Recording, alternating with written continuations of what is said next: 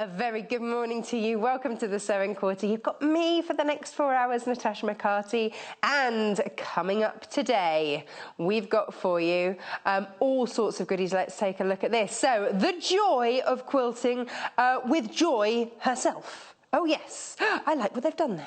At 9 o'clock, we've got Tailor's Tool Time. Oh yes, Janis is here to talk us through all of the tools and the tips of the trade that you need to be a tailor. Yes.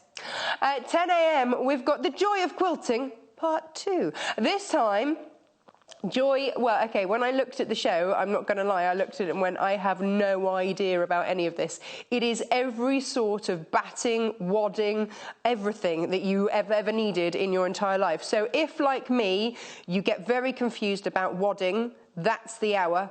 Demystified, job done at 10 o'clock. And then at 11 o'clock, it's Dressmaking Hour. So we're making a beautiful, beautiful pencil skirt out of a gorgeous lightweight denim. So, and that's again with Janis. So lots coming up today. Without further ado, let's crack on with the Joy of Quilting. Now, we've got 4 different options for you today.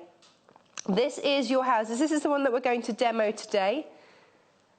This is all from Rachels of Greenfield. So this is a family-run American company, and what they really specialise in are your beautiful traditional quilts. So if you love your traditional, you know, forget the modern, forget the bright, this is your traditional quilting as we know quilting.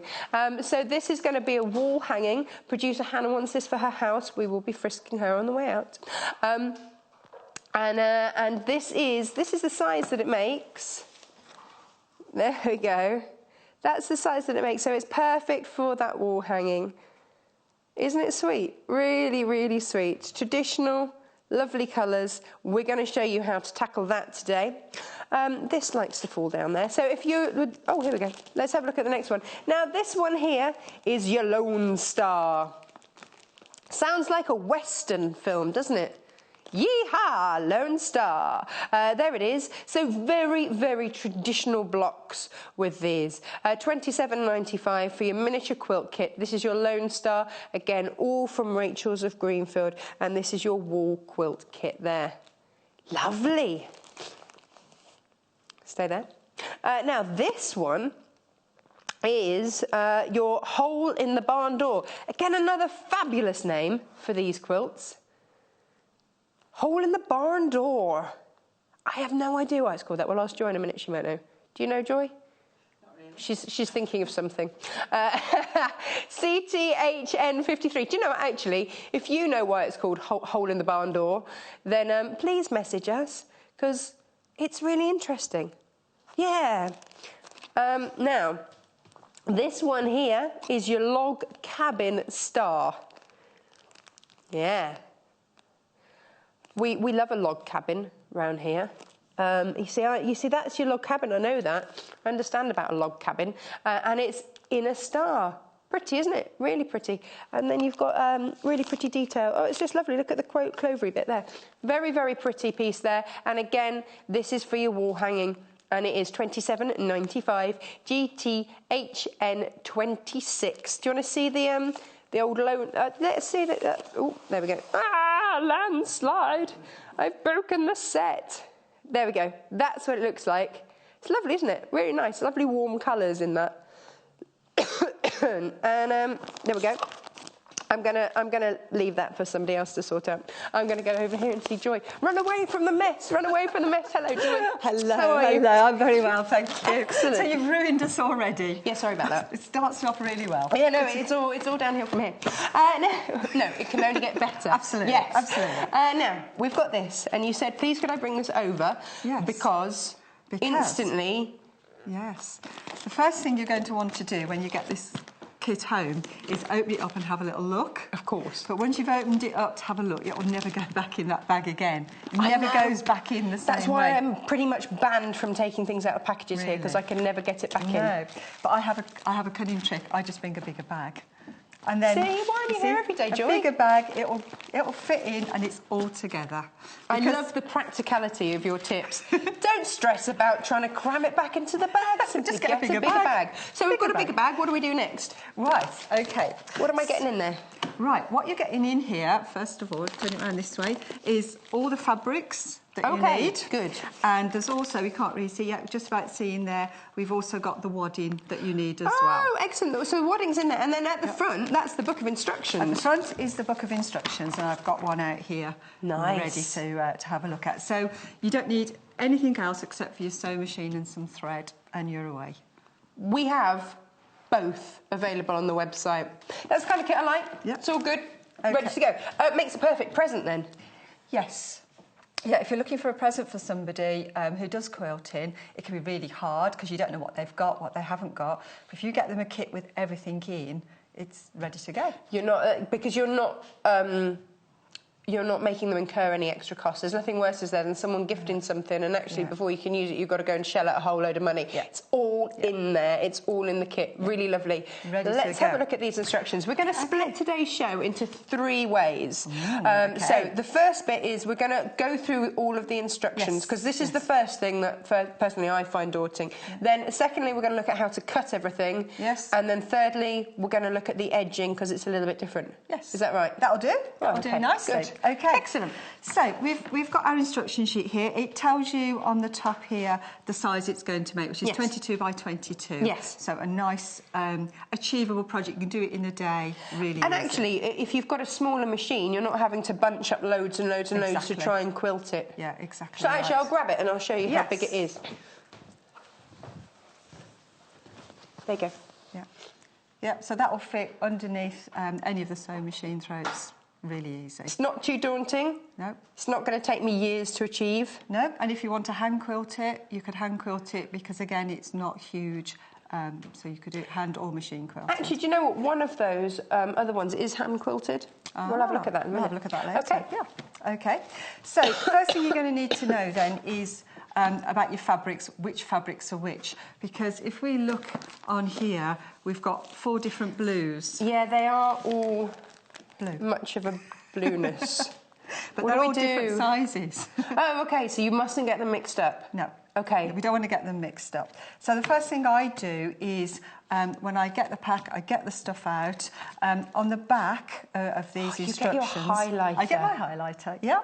And it tells you all the cutting instructions for each of the different fabrics. Right. But what's really useful is... Yeah, let me just get that so it's not... Yeah, so it's not shining enough. There you go. There we go. What's really useful is it tells you here how much fabric you need to do each piece. So this blue down here, you need a piece 10 inches by 12. So we're going to have a piece in there that's 10 inches by 12. Measure it. So that will help us to identify which is so which. It's giving you the exact amount of material that you need? Yes. Okay. Yep, perfect.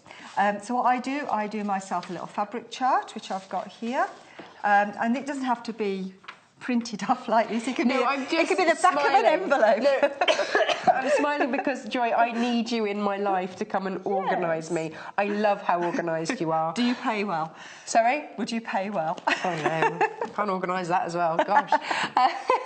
So here, this is your fabric chart. Yeah, well, actually, that's your fabric chart over there. I'm going to bring it over. I use this for any sort of kit or anything that I'm doing. Now, you made this. It's very easy to do. You just write fabric A or fabric 1 or whatever it is, and you can handwrite it. You don't have to print it off. No, very back of an envelope will do. Recycling. I couldn't bring the back of an envelope here, really, could I? Well, I suppose I could, but yeah. Okay. And then, when I've identified which fabric is which, I just stick a little corner piece on there so that I know when it comes back to the instructions and it's saying, you know, add piece from fabric A to fabric C, I know which ones that I'm going to grab. Nice. Okay. Top tip. Should you do that with every quilt? I do, but it's up to you. You know, if you've only got 3 colours and they're very different colours, it's easy to work it out. This one of the quilts I did got blue, isn't it? Yeah, one of the quilts I used, I got 39 different fabrics in it. So that was a bit interesting. 39? 39 different fabrics. So that was a bit more interesting to work out which was which. Were there ever any repeats of that fabric with 39? Gosh. No, it was all... Well, it was, yeah, but it was... It was interesting, shall we say.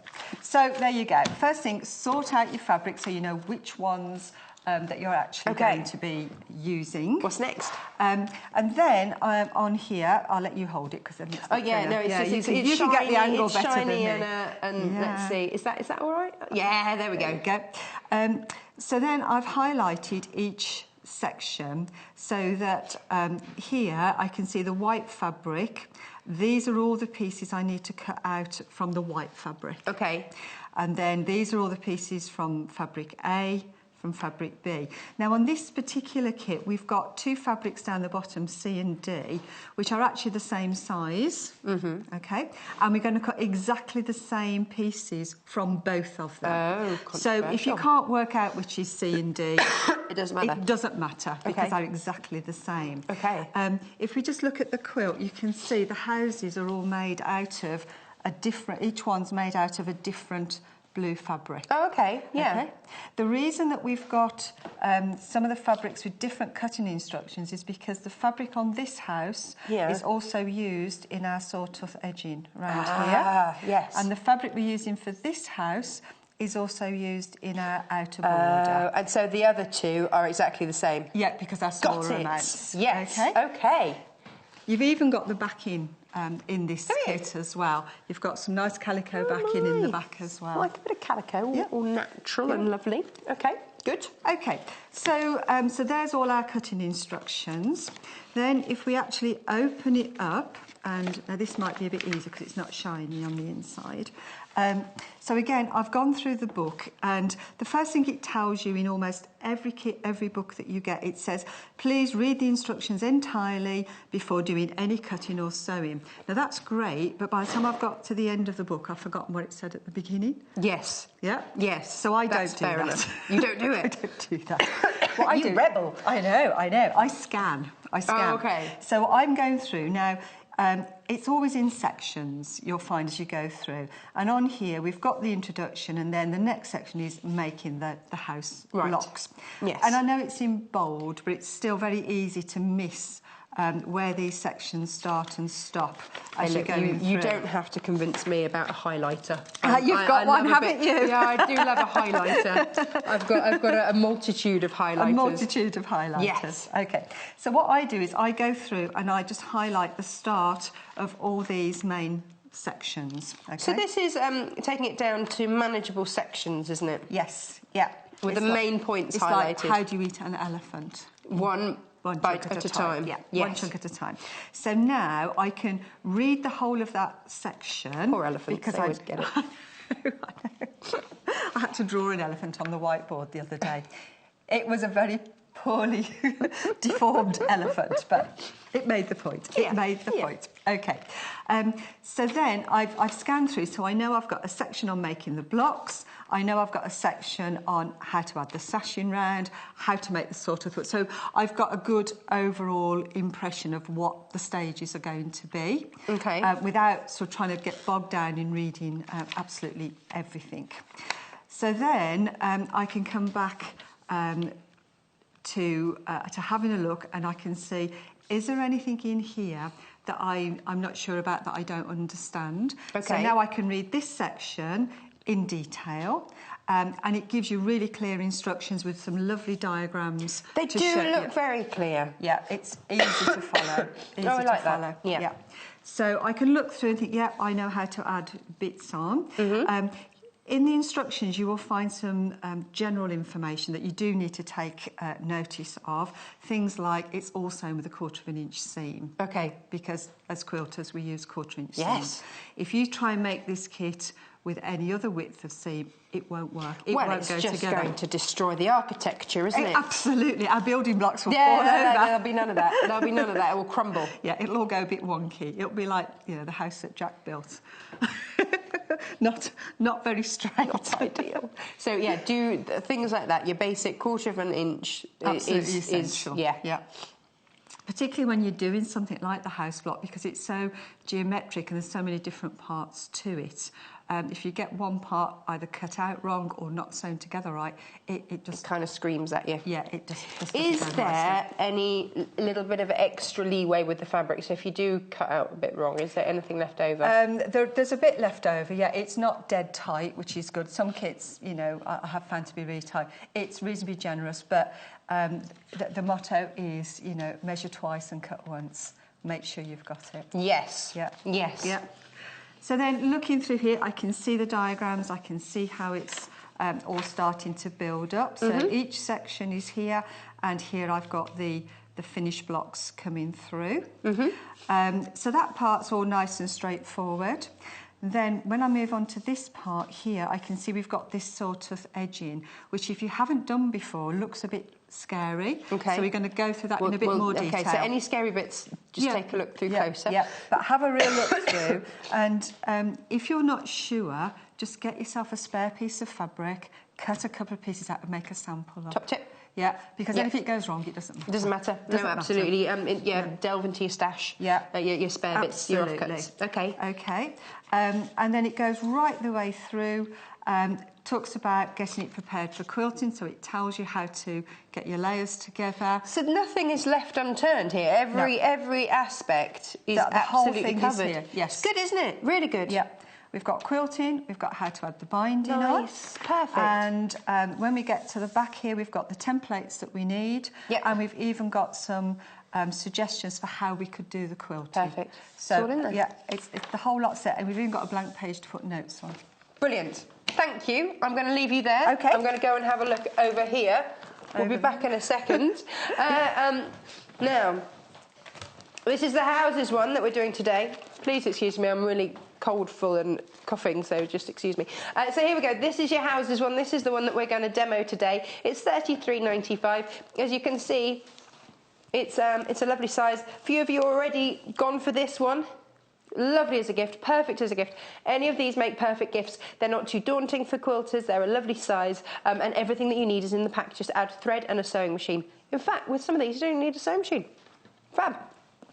Lone Star. Here we go. This is your next one. This is your Lone Star. This is a classic, isn't it? There we go. That's your Lone Star. I love this one.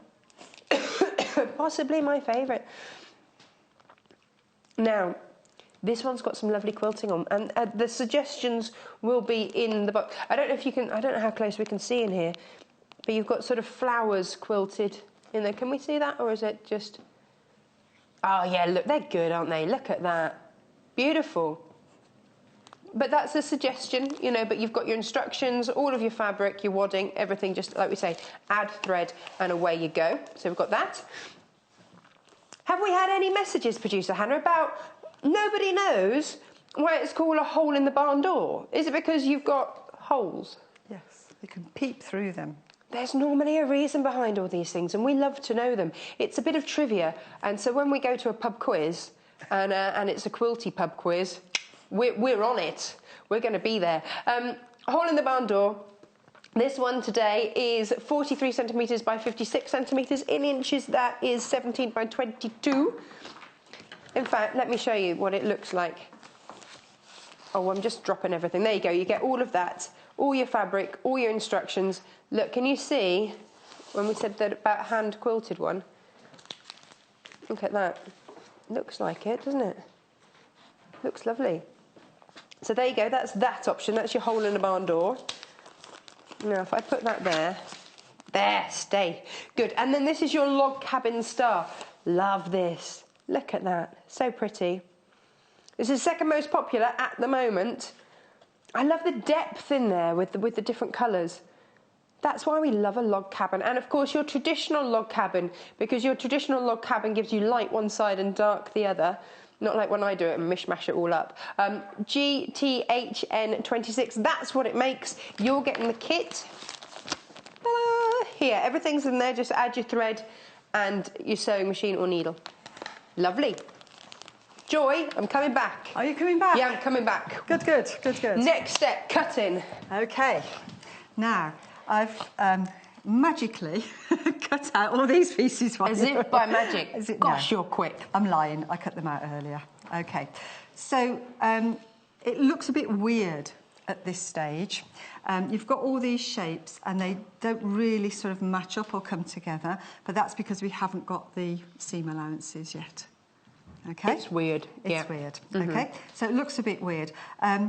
But the trick is, when you're cutting them out, is to lay them out like this so that you know you've got all the pieces that you need in the right order. Okay. When we come to do the sewing, we need to make sure we sew them in the right order, else we end up with some bits that we can't fit in.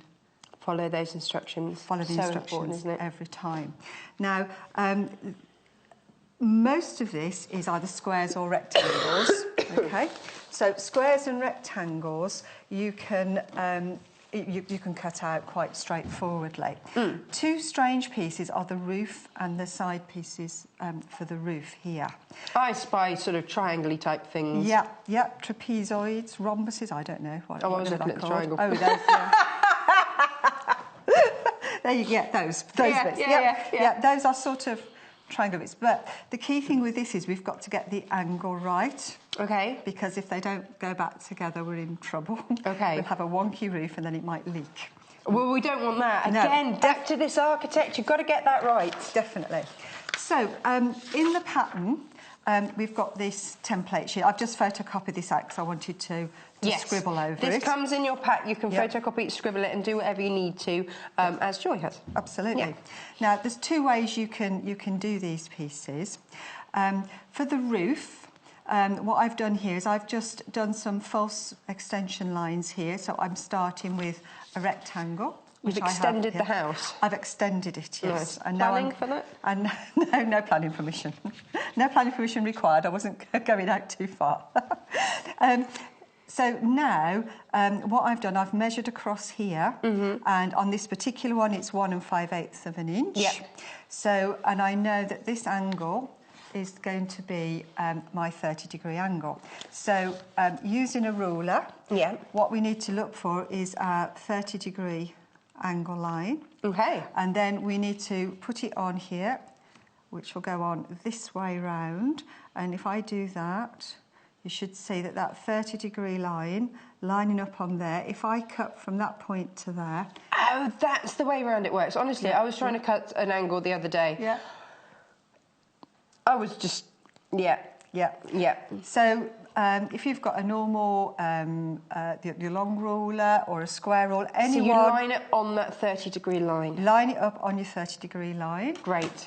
If you've got some of the Creative Grids rulers, exactly the same. We've got our 30-degree line on here, but if we line it up on this bottom line, we're not in the right place.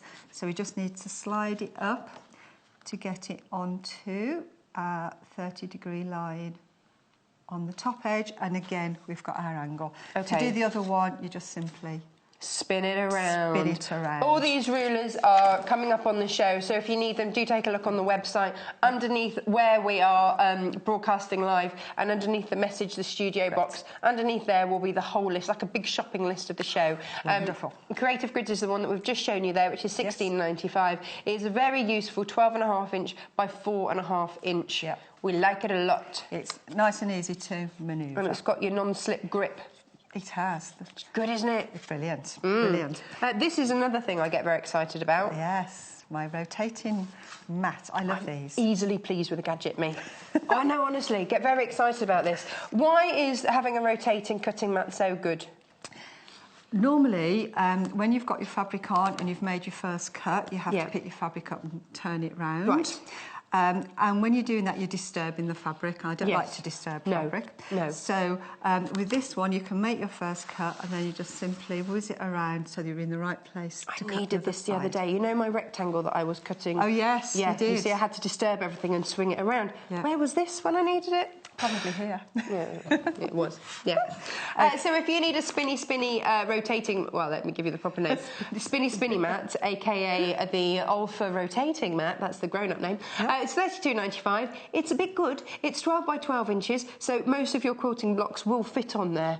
Yes. When you're doing your long strips, use it on your big mat, your big ruler. Cut your strips, but then when you come down to cross-cutting or cutting your smaller pieces out, this is the one. Yeah, absolutely perfect. It's awesome. And then otherwise just keep your snacks on it and have it as a lazy Susan. Could do. Yeah. I'm practical, me. Yeah. Yeah, I like that idea. Yeah. Yes, Yeah. I'll try that at home. Yeah, no, do. So I've got my rectangle for the fabric that I'm going to make my house roof. So we're using this fabric over here to cut the roof. So I've measured in the 1 5/8 of an inch, and I've just put just a little marker on there so that I can just see where I'm going. My house is falling over. Uh-oh. Uh-oh. So I'm going to get my 30-degree line, which is here. I'm going to line it up on that top edge, but then I'm also got to line it up on this corner. Yes. It's no good just cutting it. Oh, no, you can't just, no. And that little guide, that little mark that I put there at the 1 5/8 is going to help me to make sure it's in exactly the right place. Okay. And then rotary cutter. Yes. Normal rules apply. Use it safely. Yes. Finger on the top, that helps to keep it stable. People try and hold it like this, but you wobble. Oh, I'm rubbish with a rotary cutter.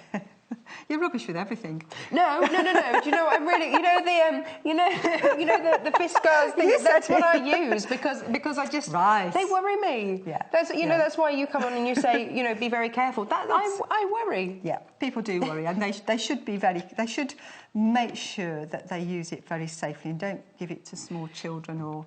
Oh no! It's not like a toy. Or engineers. Don't ever give your rotary cutting to an engineer. The first thing they want to do is test out how sharp the blade is, and then they say, "What's the blade made out of?" And I'm like, "It's a rotary cutter. We cut fabric." Yeah. We don't worry what it's made of. It just does the job. And if Alan's watching, I apologise now. Is that to the half? No. Oh, no. He's somebody that I've done some co-teaching with, and he's an ex. It was said with passion, so there's a feeling that there is someone of an engineering type background there. Absolutely. So we don't worry about the makeup of our rotary cutter, just as it cuts. That's all that worries us. And it's very sharp. Yes. Okay.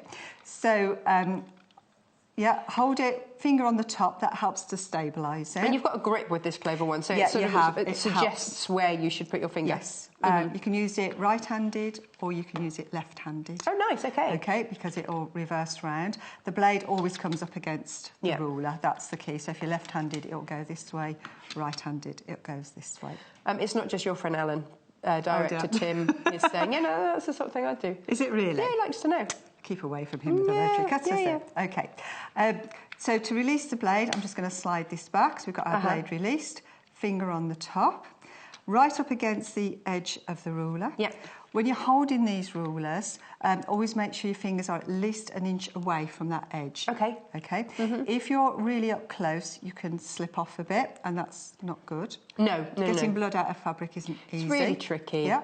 But also, if for any reason you get startled, the phone rings, the cat jumps up or something, and you jump, then you're so close to your fingers you can't avoid it. Okay. If you're an inch away, you've at least got a chance to move. My cat HP is the craft room cat. I've been known to have her actually on the material asleep as I'm putting it through the machine, so she's just moving as she along with it across the desk. That's how we roll in our house. Yeah. So we cut it. Okay. And when you're holding your ruler, little finger off the edge of the ruler, that acts as a brake to stop it moving. Do you know what? Yeah. No, that's... Because if you don't, you can easily... I mean, even with the grippies, the grippy whatever they're called on here, I never get that phrase right. I know exactly what they are. Non-slip. Now you see, that bit I can do. Non-slip grip. Yeah. I'm going to put it back into place now because I've just moved it. There we go. So that helps to stop it sliding over.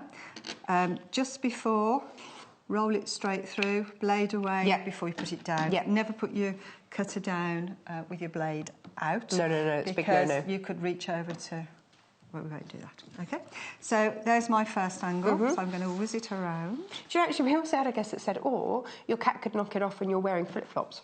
Ouch. I have a rule that in the summer, my students are not allowed to wear things like sandals. Oh, really? Yeah. Because you're a hard taskmaster, aren't you? I am. Yeah. I am, with good reason. Yeah.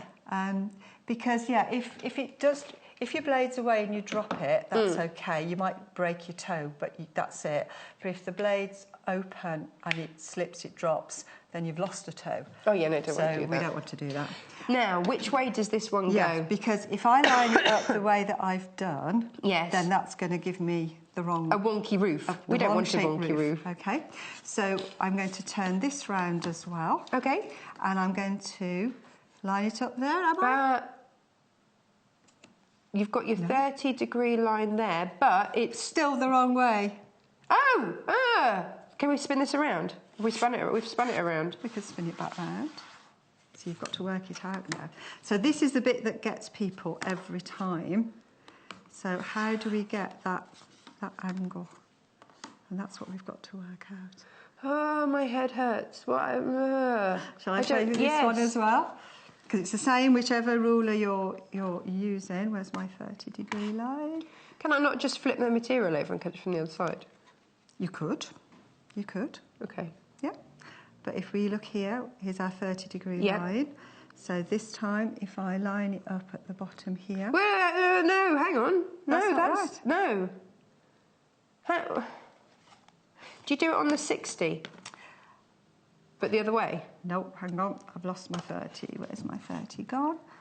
There's my 30 on there. It's all getting very hairy, isn't it? I've lost it myself now. Wow. Yeah, no. So just flip it over and do it like you did the other one. That's what I'd do. Okay, so if you get lost like that and you can't work it out, you've got your little marker. Oh, so if anything else goes wrong... So what you can do is line up from your marker to your corner. Perfect. Because some people find these really difficult. Do you know, I'm in there. I'm the one that's spinning it around and around, going, it doesn't look like that, doesn't look like that. So that's nice to know. I've got a fail safe. Just because I put my mark there, bing, bing, doesn't matter, cut it. Or if the only ruler you've got hasn't got angle lines on, then don't worry. Don't worry, you can still. Oh, my house is falling. Oh, your house is dropping around all over the place. Oh no, come back, house. Fell over. Okay, so we can do it by lining up that corner with that little mark we made earlier. So there's two ways we can do it. So we've got our shape. So whether you're comfortable using those angle lines or not, you can still do it. I could have used the marks on my mat. Possibly. Possibly. Okay, yeah, that could be even more... Well, it could be even more tricky to try and line. No, it's a really bad idea. Just a thought. This is why we've got you here to tell us. If you've just joined us, we are doing this today. We are talking through the trickier bits of a quilt. So how to demystify the instructions, how to do those tricky angles and sort those out. This comes as a full kit. So you get your backing, you get your wadding, you get all of the material that you need. You just need to add thread, time and a sewing machine. Some sort of form of sewing. So OXHN60 is your miniature quilt. It's a lovely size. It's not too daunting. It's going to fit under most of your domestic sewing machines, you know, without having, when you have to roll it, easy. It's a really achievable quilt. And it's your traditional quilting. It's coming from Rachels of Greenfield, which is an American family-based company. In Lancashire, it said PH. Is that Philadelphia or where do we... Pennsylvania? I don't know. I don't know. Anyway, Lancaster in America. Let's just stick with that. Yes, that's good. And this is all about your traditional quilt. So we're going through the cutting, the rights and the wrongs, taking it right back to, do you know how you actually use a rotary cutter safely, tools of the trade, how do you use these grids? You know, you've got all of these quilting grids, how do you actually use them effectively? And if that blows your mind, just put a marker and cut mark to mark, job done. But there's another way we can do it as well. Yeah.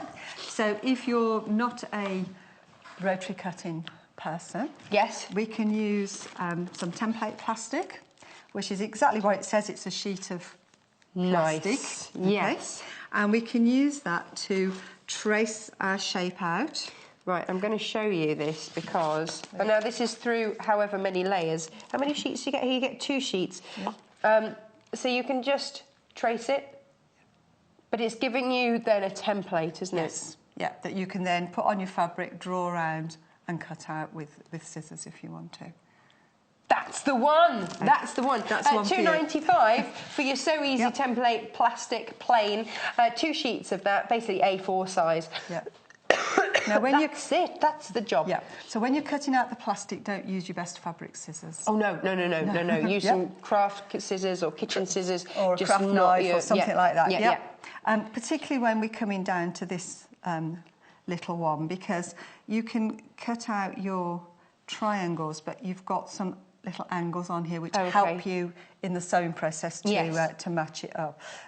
So that's always a good fail-safe. It's always useful to have a piece of that in. You never quite know when you're going to need a template or two. And that's the thing, isn't it? If you don't already have this in your stash, it's going to delay you. Yes. So have it there. You never know when you're going to use it. $2.95, FZGQ75. Yeah. Awesome. Yeah.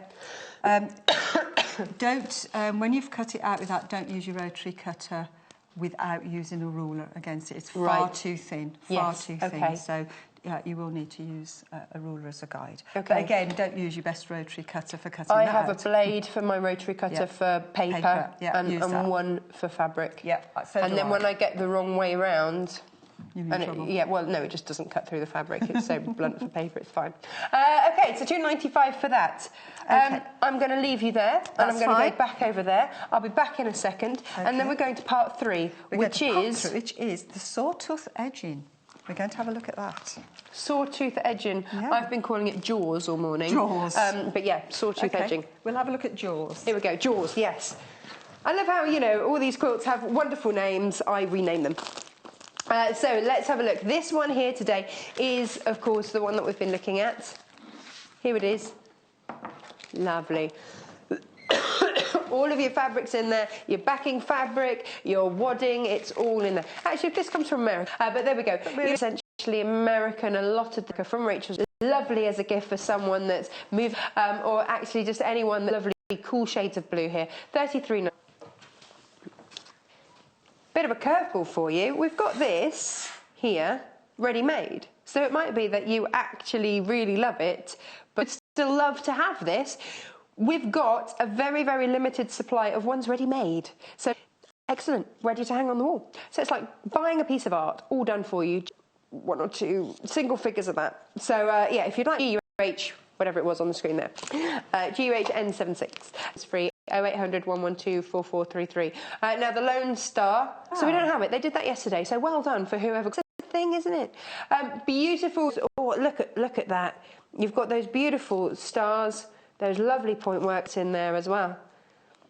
So lots of great. Being a huge task and too daunting, but you've got some beautiful, and just to this with the colours that's been used. For $27.95 for that one, and that is 56 centimetres squared. Now here we go. 2 different ideas.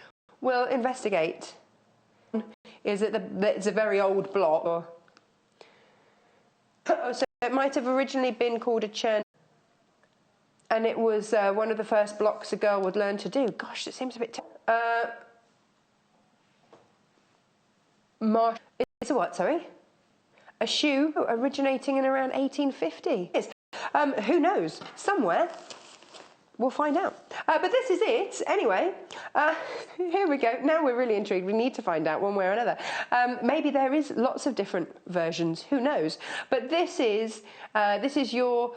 hole in the barn door, and that's it. That's what it is made. That's how it looks made.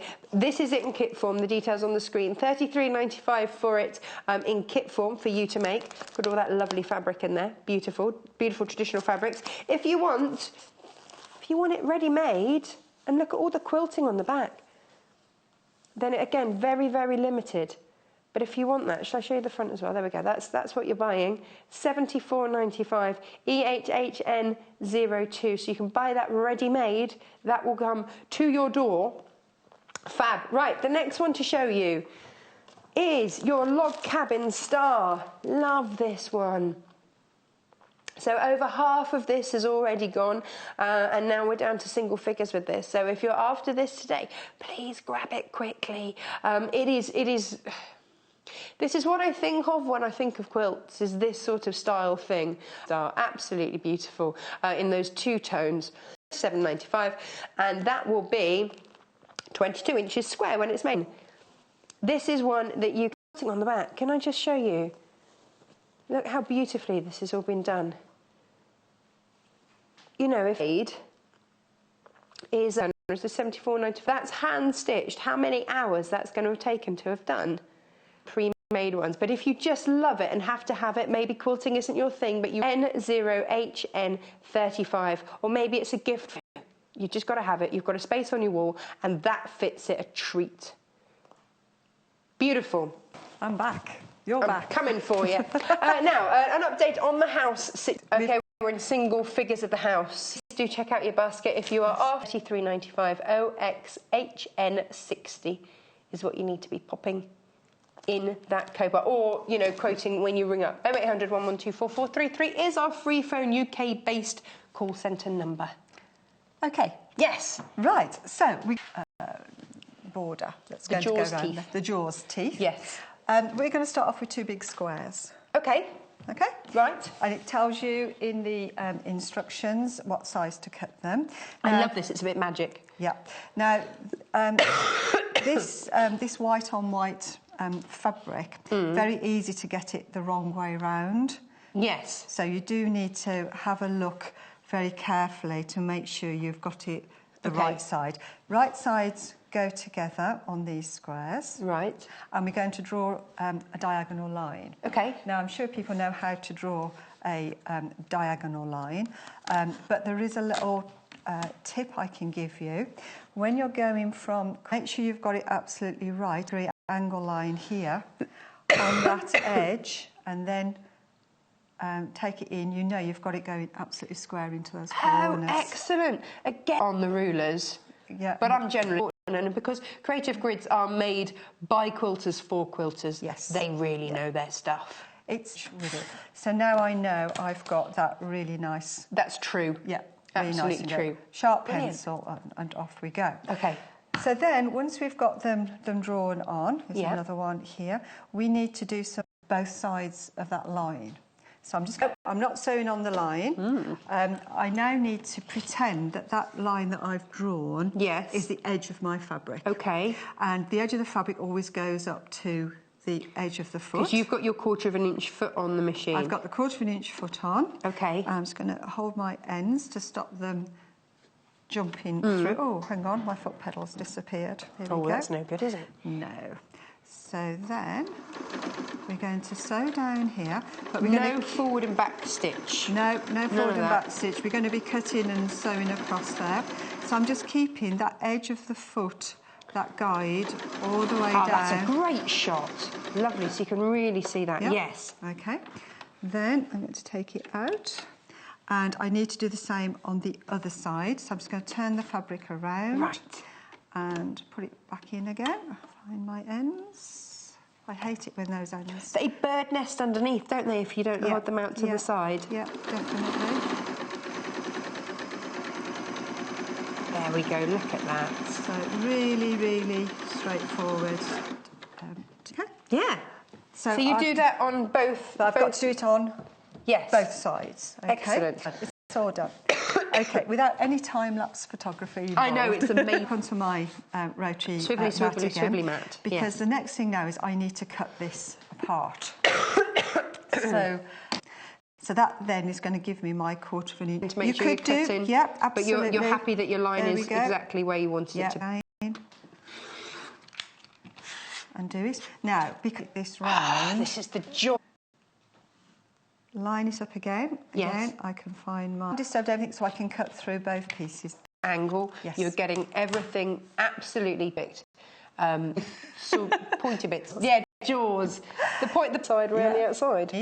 Cut that, so I've now got 4 pieces. Yes. Now, if I... 2 sides of it. Yeah, exactly. So think that, oh... I've done it wrong is instantly what I'm thinking. I've done it wrong. You to do this, but it also tells you you've got to cut it this way as well, without disturbing it. Again, I forgot to cut it. So rather than try and put it... So I know I've got to cut from the point to the bottom. Yes. Line, not pointed. This is why investing in a really good rule, getting your tools is vital, isn't it? Thing $33.95. Oh, it's gone.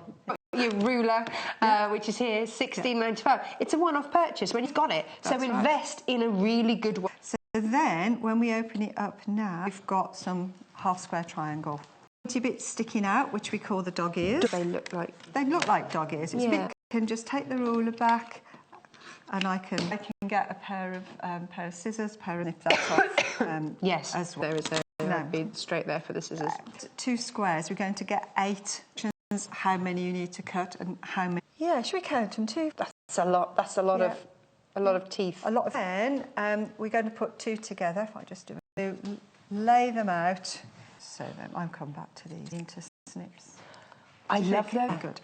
Now with these, obviously you can do that you like. Yeah. We could do them that way. We can go back to our style it. Unless you want to freestyle. You've got it towel facing one way. Yeah. Together, we've got our set of 5 facing one way here and 5 facing in the other direction. That's the same on that lovely section there. Yes, a square that you add on at the end. Have to. Yes. That makes me happy. Here is in the centre. You get this. Yes. A mountain peak. Yes. Yeah. We'll keep it that way. Yeah. Okay. And then and then the other side, you just onto the ends. Amazing. Yes, I thought. Bish bash bosh, just like that. And how long would this? Oh, okay, no. I was going to say. I suppose you could do that in a day.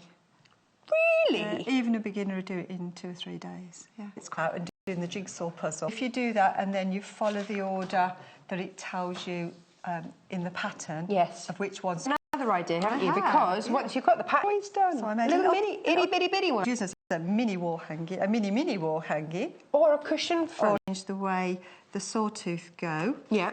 So that we've got like a bit of a burst coming out. Lovely. So you see, there you go. Once you've got the kit, do what colour fabrics really work beautifully. 95 OXHN60 is your code. No, there's single figures of this, but they're pop your door number on that. Embroider a little wavy pair. Yes. And that would be a good welcome test. OXHN60 like this morning, please do grab it. We don't want you missing out, basically. And if anybody then you can do how that. About I put my little made one in as a bow, so they could have one to keep and one to give away. Oh, that's really sweet. Yeah. Thank you. So 74.95 GUHN76, and we will let the warehouse know. There'll only be one, obviously. We've only got one like that. So it'll be a lucky dip, really, wouldn't it? Thank you. That's really sweet. Now, remember, we do have the other kits on the show today. So let me show you. The most popular one today has actually been the good old log cabin star. Can't beat a log cabin. Well, no, absolutely. You wouldn't win. No. No. This is your log cabin star, £27.95, GTHN26, £27.95. But again, if you wanted to buy it ready-made, then do check out the website for that. Please check out your baskets for all of these because they are becoming super limited. Shall we look at the hole in the barn door next? We still don't know why it's called a hole in the barn door. No, would you like to put in a theory? Well, it's not a shoe fly because a shoe fly has got squares rather than rectangles, so it's a variation of a shoe fly. Oh, okay. It's churn dash is probably the closest. Okay. I just think it's a little peephole. In America, they used to use quilts to tell the slaves which way to go when they were trying to escape up to the north. So a lot of quilt blocks have their heritage in that. So really? Yeah. So a shoe fly quilt block is indicating safety. You can go there for directions and stuff like that. So this may well have been an indication that there's a barn or something that you can go into, and there's a place you can look through to see if anybody's coming and stuff. Who knows? Can we just have an hour on quilt heritage? It's fascinating. Yes. Thank you. Oh, next one. We've got sidetracked now. I know. We're running out of time. I want to talk about that. That's amazing. I had no idea. Then you've got your Lone Star as well. Have we done that one? No, we haven't. Not confused as to which star I'm looking at. So £27.95 JVHN41. Oh, who knew? That's amazing. Please do make sure you check out your baskets. We are down to single figures of these. Joy, thank you so much. Pleasure. We've started out with a quilt. Yes. You're going to come back in an hour and tell us all about wadding/batting. Well, I'll do my best. Yes. Not sure we can fit it all in an hour, but we'll do as much as we can. This is excellent. Right, I will see you in an hour. Go and have a nice cup of tea. We'll see you in a minute. Yes. I'll see you in a minute. Bye-bye. Bye-bye. Join us on Facebook. Simply search for The Sewing Quarter and like our page for the latest news and more.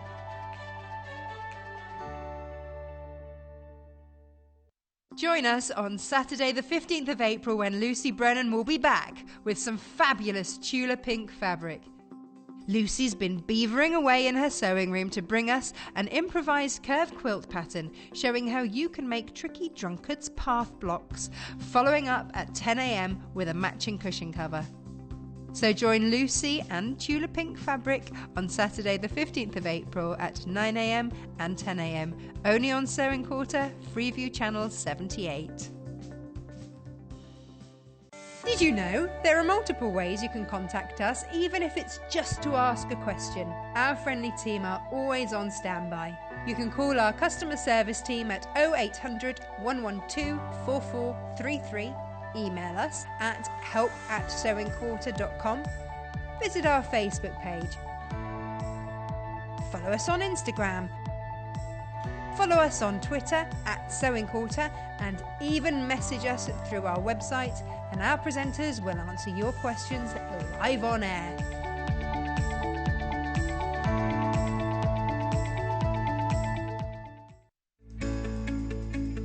For this tutorial, I'm going to show you how to do a running stitch, which is a really simple row of stitches that is creating a nice straight line for you. I'm going to be using embroidery thread here, and purely just to show you what I'm going to be doing, and I'm actually going to put a big knot on the end as well, which is something that you wouldn't normally do, but just for the purpose of the tutorial. So we're going to start with the back of the fabric. We're going to bring the needle up through the back to the front, and we're going to make a small stitch. Now the size of this stitch would really depend on what it is that you're doing, but I'm just going to keep this to a sort of small to medium sized stitch so you can see where I'm going. So you can see I've gone in and out of the fabric, and I'm going to... It's a lovely, useful bag. It is. Wonderful. Even if you're just taking it to do your shopping in. Yeah. It just all matches, doesn't it? Lovely. I like it. You would use that one for sewing though, because of the buttons. I did think that when I saw it. I thought... But yeah, you could still use it as a double upper. It's pretty. Definitely. It's pretty. It's a twist colours. on polka dot. But yeah, it could be for babies, because at the end of the day, with the colours, ideal. Yeah. Ideal. 2145 XQGQ63. Hurrah! Now, let's move those out of the way. Cottons. We're going to keep them out. That's a... Yep, okay. Good, Simon. There we go. Now, we'll sort those out in a minute. Basic Thread. colours, thread. Basic thread. Janice, what Basic colour thread. do you use more than anything else? Oh, it's hard to say because it's white and black. Oh, there you go. You sorted. This is all white and black. And these are the main colours I use. And that is what... Yeah. You don't have to choose, Janice. They've given you both. They're giving you both there. You don't have to You choose. say it like this is a problem. It's not a problem. White or black, doesn't matter which one you're using. They've given you both. But they're the main colours you do use, black and white. Yeah. Because so many fabrics have got white in, so many fabrics have got black in, so either or. Gutterman know and this. if you've got that, and of course they do, then that's why they've done it. There we go. They've seen the need. They're straight in there. So this is your all-purpose Gutterman thread. 3 black, 4 white. Yeah. So they're saying that you use more white, and I suppose you do because if you do bed linen or do you know what I mean? Bed linen? Making bed linen? Well, you never know. 100. Let's wander this way with it. 100 metres of each. Now you can wash this That's up to great. 95 degrees. Gosh, that's good. That's a boil wash, isn't it? It is Practically. boil wash. Yeah. Wow, and you can iron it. Well, it's 100% polyester, so you're good to go. That's going to be strong as well. £9.95 for 7 of those, so a smidge over £1 for 100 metres. Yeah. So even if you're not a dressmaker, that's good to have in your toolbox, as you know, if a button comes off or you need to take up your trousers or anything like that. And white. So even if you're not a dressmaker, black and white cotton is a must. It's a must. In any They're toolbox. yeah. They're there. And also they're often the ones when you get sort of multi-packs, they're the ones that you get more of. So stock up, make sure you've got it, £9.95. There's nothing worse than running out. Make sure that you've grabbed it. PTGQ69, £9.95. Yeah, wonderful. Wonderful. That's a must. Hurrah. Hurrah. Good. Now, please do make sure that you've grabbed that, pop it in your basket, and we're good to go. Next up, Janice. Is this Which one are we going for next? The 5-in-1. Oh, the clover. I love this. This is absolutely great. Let's show everybody what it is. You show everyone that's why I just... This, whilst Janis gets herself ready, let me talk you through some of the main functions here. Firstly, it's 6 inches long. So you've gone from 0 up here through to 6 there, and then you go from 0 that side up to 6, so you can use it both ways. Then in the centre here, it's see-through, and look at this. Oh, can we show? Yeah, let's show this straight away. So you can use it. What have you lost, Janis? What are you after? You've got one in your hand. I know, but I don't know. Oh, that'll do, won't it? That'll do. So if you want... Oh, OK, let me tell you a few other things first before we get on to that. When it says push there... We'll get ready in a minute. When it says push there, this will click onto every 1/8 of an inch increment. Yeah, it's good, isn't it? It's really good. And then you've got either side here, from here to here, this bit's here, that is 5/8 of an inch. Each one of these strands is 1/4 of an inch. Yeah, so these are all the ones that, all these measurements that we use. And this in the middle is 1/8 of an inch. So you've got all of these measurements. Then, if we push that all the way up here, you've got 1/8 of an inch there to there, and then 1/4 of an inch there to there.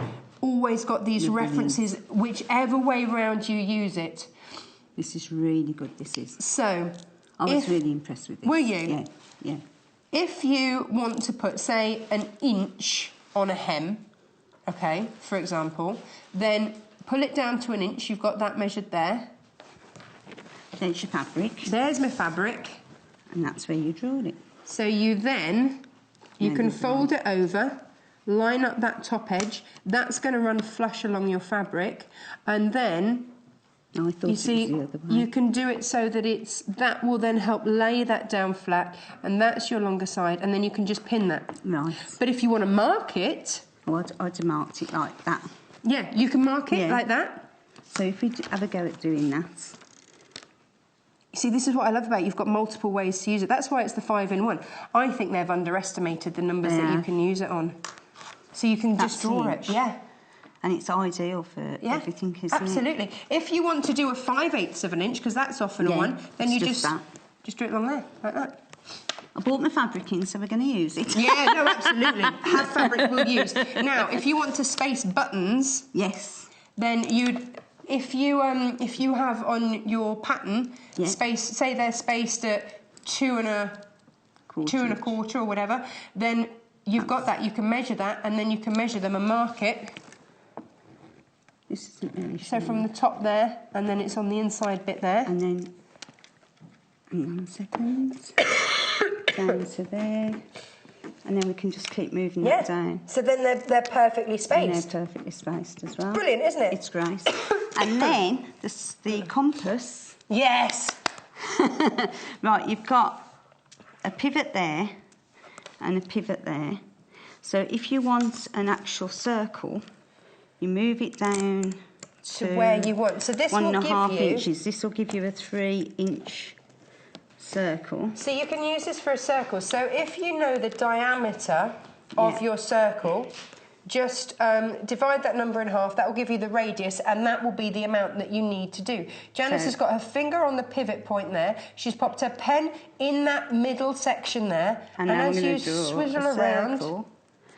Oh, there you go, yeah, it's just round. It's catching on the edge of the paper. There you go, go round. So if I go back round this way, we have a perfect circle.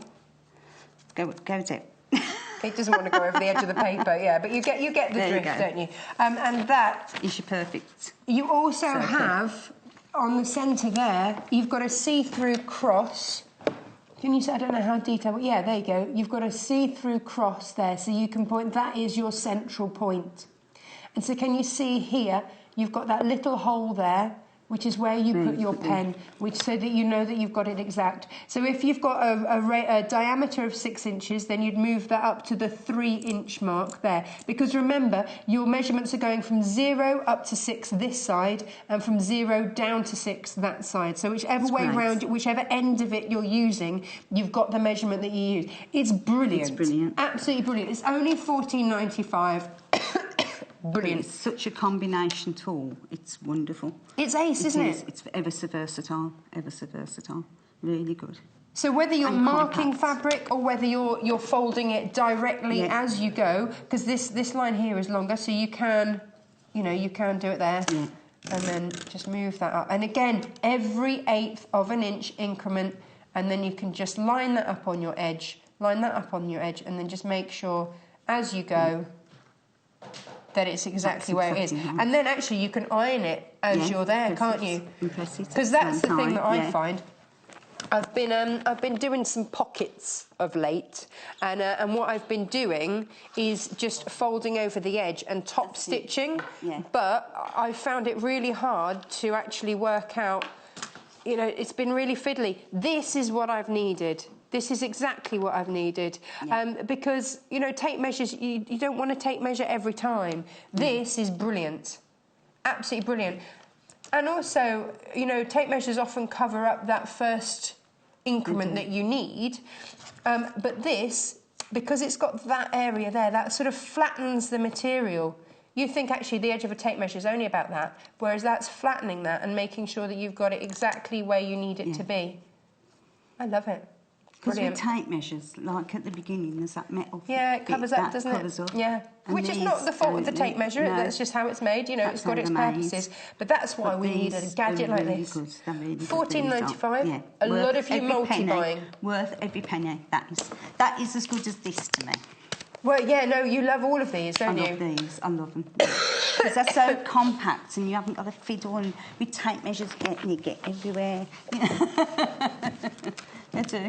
Look, I'm going to pop that. You're going to start your storage in my gadget now, stash. Going to pop them. I'm just going to pop everything in here really as we go. Right. What have you got next for us, Janis? Me Bible. This one.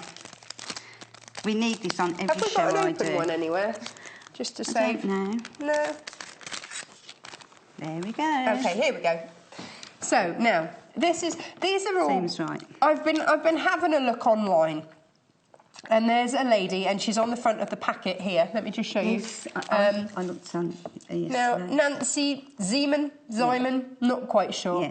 Multi-pronunciations, and as you know, I'm really rubbish at pronunciating any kind of name. So anyway, Nancy's Notions, that's where all these have come from. This lady, big in the States, but she's all there for finding ways to make life easier.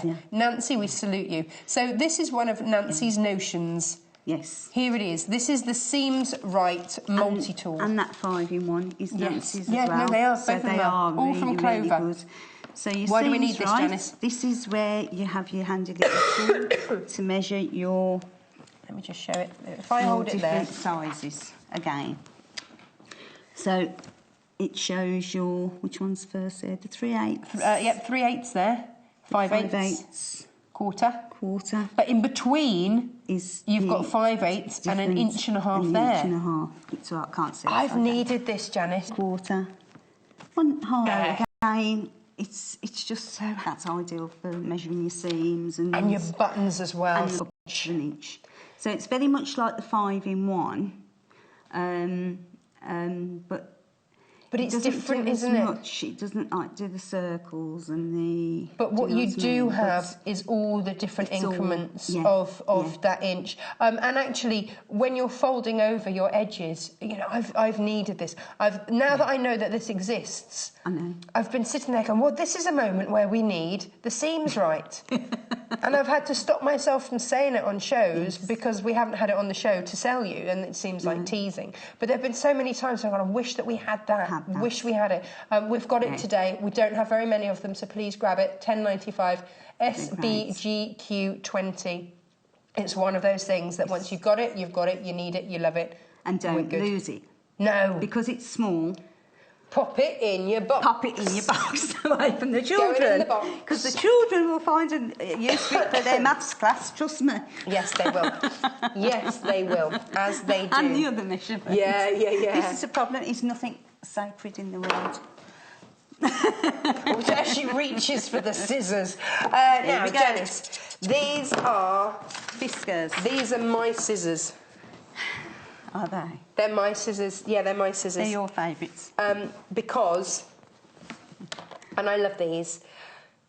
Look at the length of that. It's brilliant. 27 centimetres. These are your Fiskars, Tailor's shears. Gosh, they are strong. They are. They are. Yeah. I'm going to go through. See, I had my rose scissors, but I'd already got these at home, you see. So. I'm cutting through multiple layers. This is a chunky old fabric you bought us today. I know. Through it goes. It's one of ours. It's when I made the aprons the other week out of this, and this is what I had left over, so... It's like a canvas one. It's a canvas fabric. This is it. Really Look at it good. to the tip. Absolutely to the tip. It is. Which means, now when you see some of our designers go, and you've just got to snip in there, and you can do it. You can do it. Absolutely, you can do it. These are fabulous. Absolutely brilliant. Ideal for cutting out. They are. So you have your big cut without hacking. Yeah. You don't want to hack at fabric. And that's why you need this length as well with scissors, because of the... It glides through the material. Yeah. If you are cutting long lengths of material, these are just brilliant. For curtains and everything, because... Let's be honest. You need good scissors for the job. I am so pleased. I did balk at the price. I'm not going to lie. Yeah, $37.95. Scissors are expensive. Worth but every penny. A good pair of scissors is worth its weight in gold. The cutting out used to be the bit that I hated. Well, the cutting out is the main part of any garment. Yeah. It's the cutting out, because you get the cut, you get the... It's the hardest part of any dressmaking. Yeah. But the most essential. I started out with a very inexpensive pair of dressmaking scissors, and it was the bit I hated the most because it just chewed it, and it was an effort. Now I love it. I'm like, yeah, give me something to cut. Yeah. I'll have a good old cut of that, and it sounds so satisfying. Yes, love these. They are super, super sharp. I would not be without mine. But to be honest, they haven't gone up that much over the years. No. A good pair of dressmaking scissors has always been expensive. They've never been cheap. But they haven't gone up you've got them, that much. You've got them. So $37.95. Fiskars, a brand that have been established since the 1600s. Yeah. You know, they really know their stuff. Yeah. I know that I'm in safe hands with Fiskars. I just, you know... You do. I go for them time and time again. Yeah. If you look at my little sewing box that I've got in my dressing room, it's a sea of orange handles. Just love them, absolutely love them. VMGQ 51, $37.95. It's an investment in yourself, it's an investment in your hobby, it's an investment in making life easy and enjoyable. I now enjoy a cut. Now, can we go red handles next, please? Because... we got these on the show for you, Janis. My left-handed. Left, and for producer Janis, right? Producer Hannah upstairs. Now, these not. I've never used these once before. You have let us know that you're left-handed. Yeah. But you didn't to start off with, and we kept giving you right-handed and going, oh, that looks a bit awkward. It's because you were using right-handed scissors. I've always had to. I've always had and you've adapted. You see, so I adapt to anything. I do adapt to anything. It's like all this new technology, all these nice new things. Isn't it? I've really got to stock up. But I'm getting there because Amy's buying me things as well. And it's making life easy. Time saving, all these things.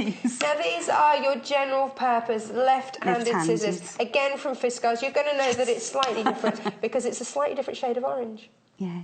So you know the lefty ones. So you can use these on fabric, but obviously not quite as sharp as your dressmaking. They are general purpose. $16.45. But again, great price for a great product from a fabulous company. There you go, Fiskars. There. We know a lot. Left-handed for lefties. Let's just demonstrate. Go on, lefty. I'm just going round and round and round just to show for lefty-handed people. There we Off go. it goes. Look at that. Snip, snip, snip. Snip, Job's snip, done. snip. And Job that's done. through a heavy canvas material. This Yeah. isn't, this isn't your lightweight heavy cotton or anything. canvases that I bought in. So that's lovely.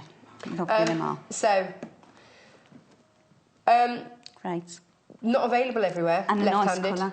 Yeah, lovely colour. Lovely shades of orange. 16.45. A lot of you coming in for these today. I think left-handed people get a bit of a Raw deal. yes. We do.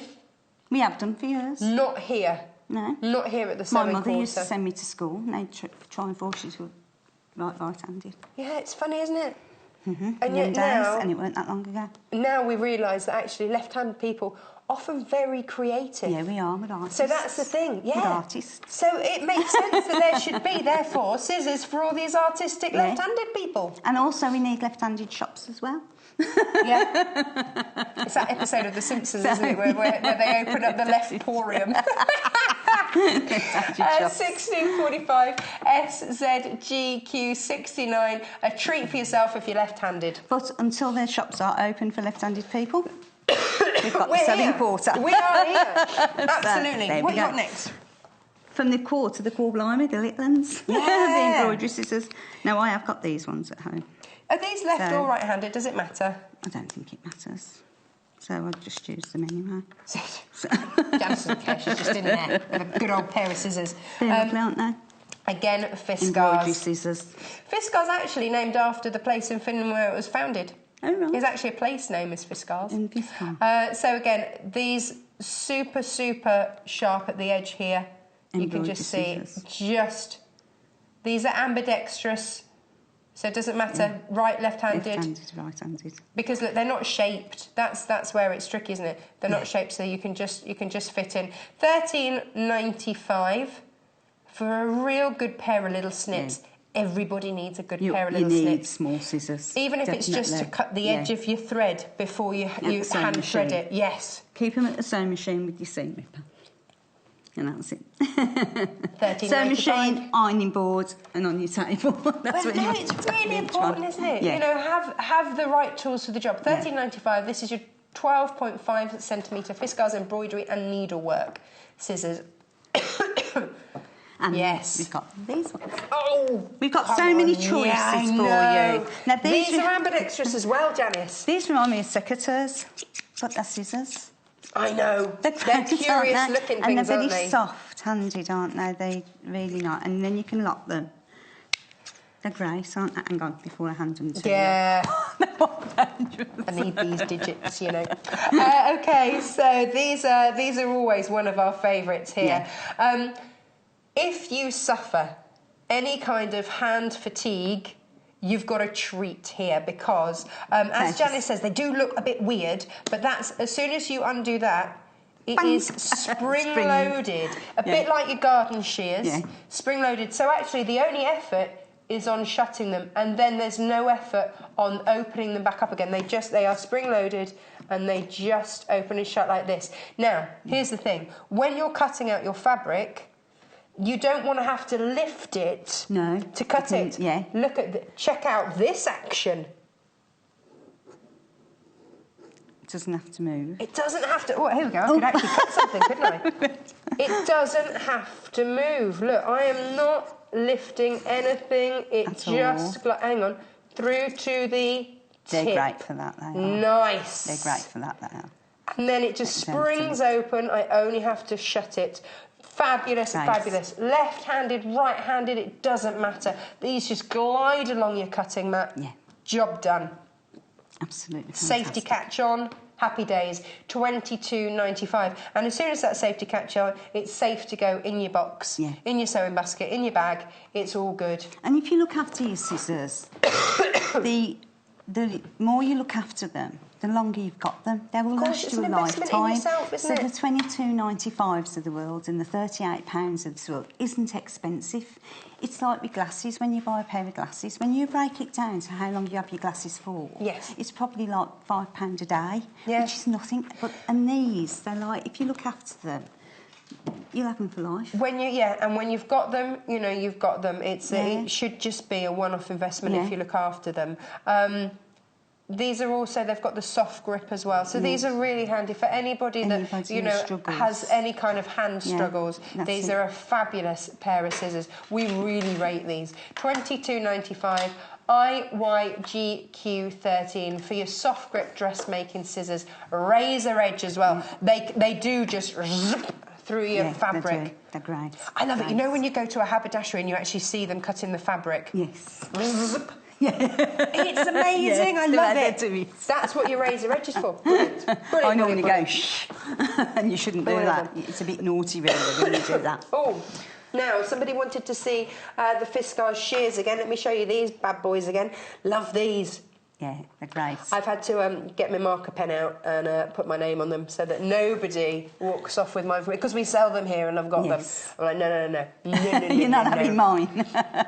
And I leave mine at home so that I don't get confused. Louise has just started sewing and she's thinking of investing. Do you know what? You do. Absolutely Definitely. do. Get the best that you can afford, because it's one of those things. Look, okay, Louise, look at this. And I'm going to do this slow motion for you through to the tip. There's no chewing, there's no mushing of that edge. Look how sharp that is.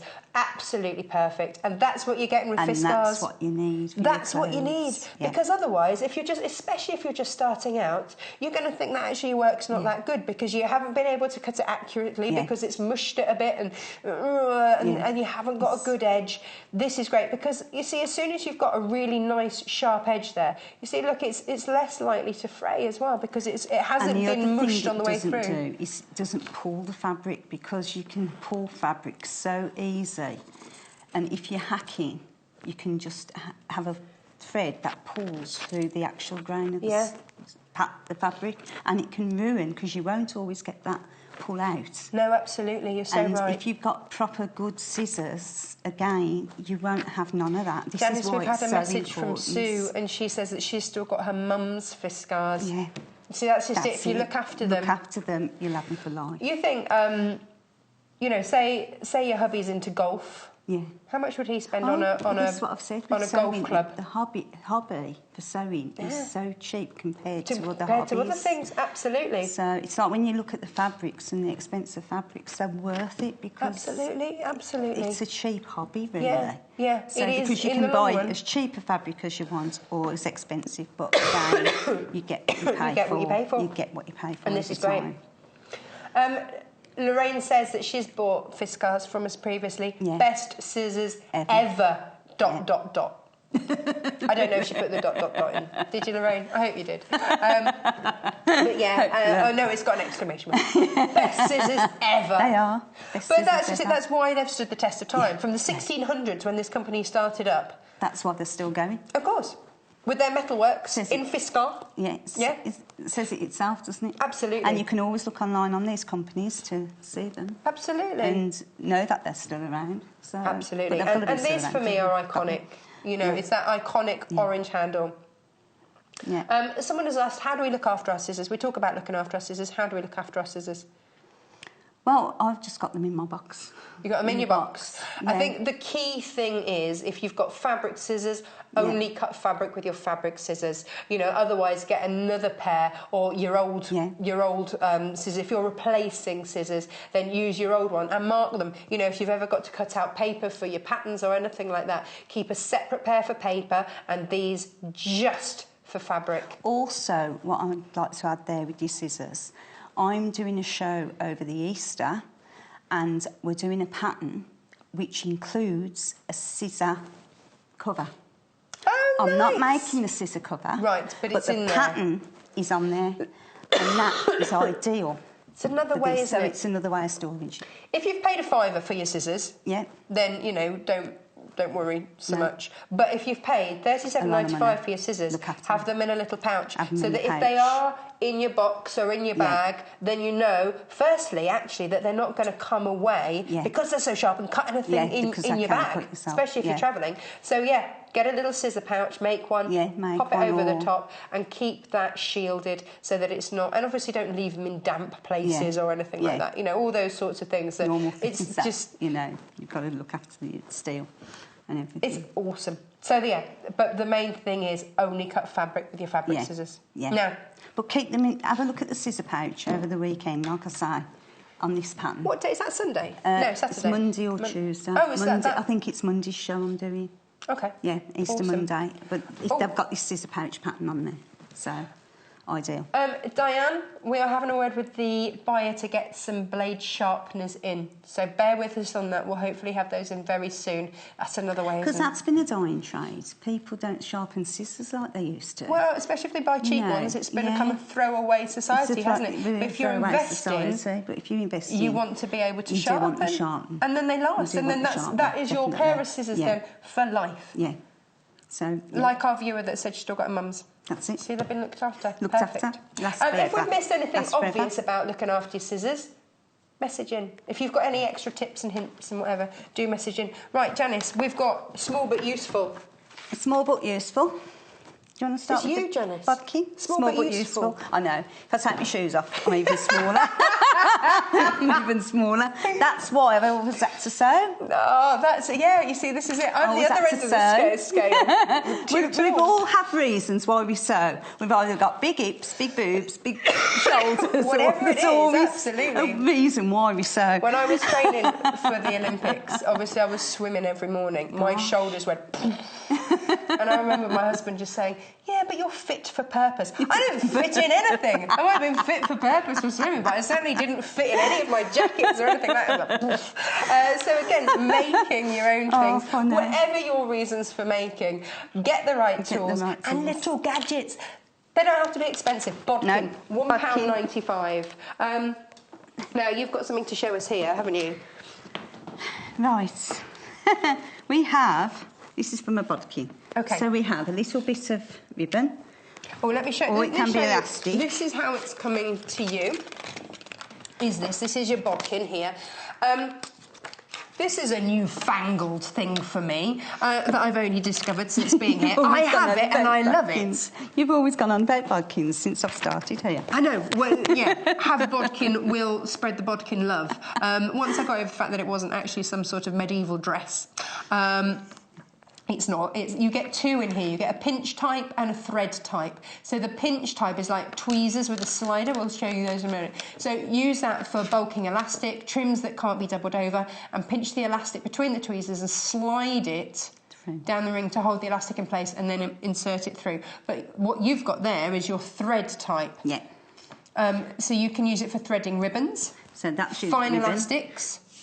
Yeah. Show us, So Janis. to do the ribbon, you cut the ribbon at a slant, then you thread that through,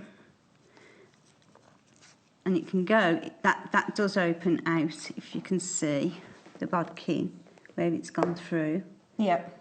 That can be as big or as little as you want it to be. So it does go down quite a bit on there. So slide it through.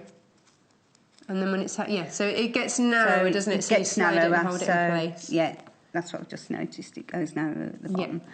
So, and then what you do is in a casing, if you want it to go through a casing, you literally pull that through, and then it should come out the other end and just put it... Before, I was trying to find... big safety pins, pins, things like that would come undone and then poke me halfway through. Producer Hannah used to sellotape it onto a pencil and try and thread it through. All these things that we've tried to do. Look at that, easy, bish bash bosh, job done. So easy, whether that's elastic, whether that's satin, do you know what? Look at that. Bodkin. That is your bodkin, and done in that a second. There is a really silky ribbon as well. Yeah. So that would slip. And also you don't necessarily want to be putting a pin through that to pull it through. Pins come undone. Yeah. The times I've used a safety pin. And it gets stuck. And then you're trying... We've all done it, haven't you? And it's got to about there, and then you're trying to put the safety pin back. Yeah. I did it on air once. And a bodkin, Janis. And then you're trying to do it up through the fabric halfway through. Oh, it's a nightmare. Bodkins are the way forward. So that's that one. This is the tweezer one. So again, you know, you just tweeze your fabric. Let's do this again on this one. Do you want me to pull that out? That's all right, I'll show you. So pop that in there, tweezer it, and then this little ring here pulls down and holds that there. So that again, whether it's elastic or whatever, you can do that, or you can use that as a handle, Just like or... This is Natasha's bag of tricks. This is That my was show mine. prep for the weekend as well. Now, where is it? Where is it? Where is it? I think it's in here somewhere. Oh, come on. There we go. If you've got one we arranged earlier, something like this, and you've got to turn it through... where's my... Oh, there it is. It's still on that. pull that. Then, just take one edge like that. Do it up, and then poke that through, and just keep poking, and it will then... Oh, gosh. Yeah. I didn't know that. And then you can draw that all the way through, and again, because you've got that bulk there, You can just do keep it. pulling it through, taking it through. It acts like a knitting needle. Yeah, because look, I've got all of that length to go through, so I will use my bodkin. I better take that out because So that's really not mine. then, the both, because you get the both in this kit, I do. For £1.95, Janis, £1.95. It's I not do. breaking the bank. It's No. less than your postage. It is, isn't it? Yeah, it's awesome, isn't it? That's amazing. Absolutely amazing. Susan says, genius little gadget. They are. You And she can't loves beat it. gadgets, can you? Yeah. You Buy can't two, beat then gadgets. if you've misplaced one, you've always got one. Yeah. So Yeah. Next. again, thread it through. And then pull it Oh, down. she's off again. She can't stop. And then, whoosh. Give her a bodkin. And Ideal. that's it. She's a happy lady. Next right, one. what's next? Oh, this. The happiness. That is the automatic This, needle guys. threader. This. You've got to get one of these. Do you want to do it, Janis, or yeah, shall I do it? Yeah, no, I'll do it. Jan, Where's she's the on cotton? it. Oh, there you go. I did have my needle. Are they? You've got on here, this is a needle threader. You've got the large eye and the small eye. Now, when I was younger, I could thread needles like no tomorrow. But as I'm getting older, I have to say to Amy, can you thread the needle for me? And I can be trying to thread a needle. This. But your daughter doesn't live with you anymore. She's, No, I know. She's grown up. She's moved But away. you know, believe it or not, what's Can't be fun- waiting for her to come back to what's visit, funny- what's to thread funny, a needle. My mum spends a lot of time with me. Right. My mum's had a cataract done. She's got better eyesight than me. There you go, Mum. She's had the cataract Step up, Mum. done. There's for years I was having to thread her needles. So funny. You see, it all comes round, doesn't it? So what you do, you get the large eye needle.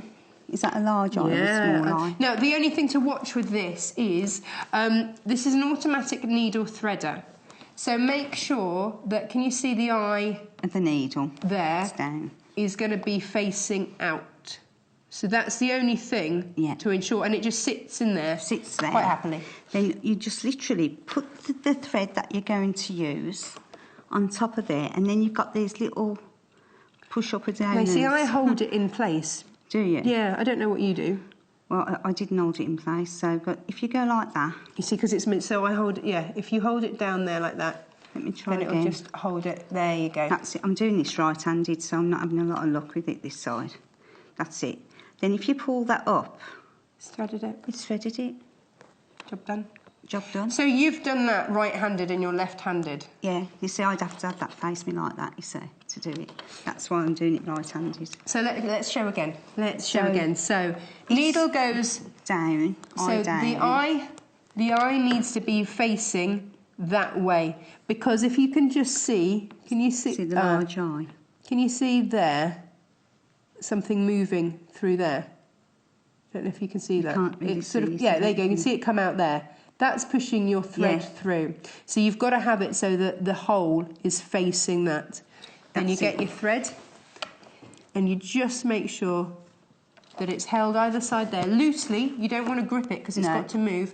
And then you press down Just very push gently it. with that, and you can just see that thread's been taken in there, pushed out through It comes there. out there. There's my thread. Pull it there. And then pull the needle. Oh, no, I missed it. It's gone through. Hang on. It is trying to do it back to It's- front, upside down, and back But to it front. does it so quick. Oh, I know. It's brilliant. For hand sewing, it's Oh, I've just brilliant. pulled it out. Because But it does- on the it does it machine now, I've got a perfectly. threader on my machine, so that's fine. But for hand sewing, that worth its weight in gold. That's another brilliant.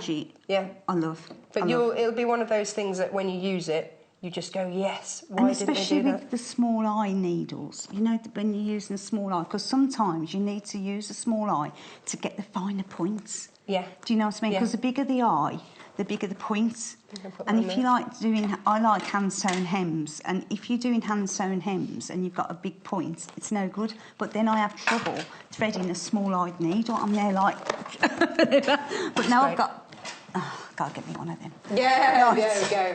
Janis is you're taking half this show home with you, aren't you? We had someone who wanted to see the thread pack again. $9.95 for your thread. You are getting 7 threads there. They are all-purpose polyester threads. 100 metres on each. Was there a question about it? Oh, how many white? Okay, so you get 4 white, 3 black. That was the question. 4 white, 3 black. PTGQ69. Worth its weight in gold, even if you're not a seller. Your favourite next. Yay! The seam ripper. Everyone should have multiples. I've lost count of how many I've got. Again, it's a thing that you need to have at your machine. Yeah. At your iron. Yeah. And at your normal table.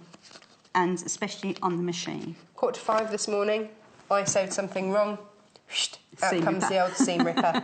Now, actually, Jennifer Tailor gave us a great tip yesterday. Did she? She said that, especially if you're inserting zips, you know, if you're doing like an invisible zip, yes, and you do a small stitch, and then where the zip's going to be, you do a long basting stitch. Yes. So you'd then cut the first couple of threads with that, spin it around, and put the plastic ball end in. That protects you from cutting your material. You'll just cut the thread. Right. Top That's a good idea. That's good. That's a good tip. Go on. Show us your favourite tool. So, my favourite tool. So, when you're undoing a seam... Yes. What you have to do, you have to unpick, because what you do with the seam, on a edge, you always do a reverse stitch, and there's about 2 or 3 stitches there. Right? So, to unpick a seam, you have to be careful with the seam ripper, because you can still just rip your fabric. Yeah, be careful. So what you do, you first of all undo your stitching here, and then the quickest way to do it, but with the seam ripper you normally have to do it by 1 stitch at a time. Now when I misplace my seam ripper and I try and go with my little embroidery snips, it's not going to quite do it, is it? So that's going to undo it there. Look at that. Right, but then what you do, the easiest way is to do that, because it pulls.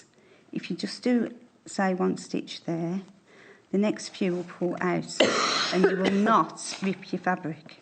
Well, not only that, but it's easy then to just take out. We love these. And then the other way... Quilter's best friend. The other way to undo your stitching is if by every couple of stitches, if you just be really careful doing this, and you do it like that. If you want to do it quick in a line as well, this is just another way, but again, you've got to be really careful, because the seam rippers are so... They're super sharp, aren't they? They have to be, you know. So that's what you do on the one side. Then on the back, that will literally just pull away.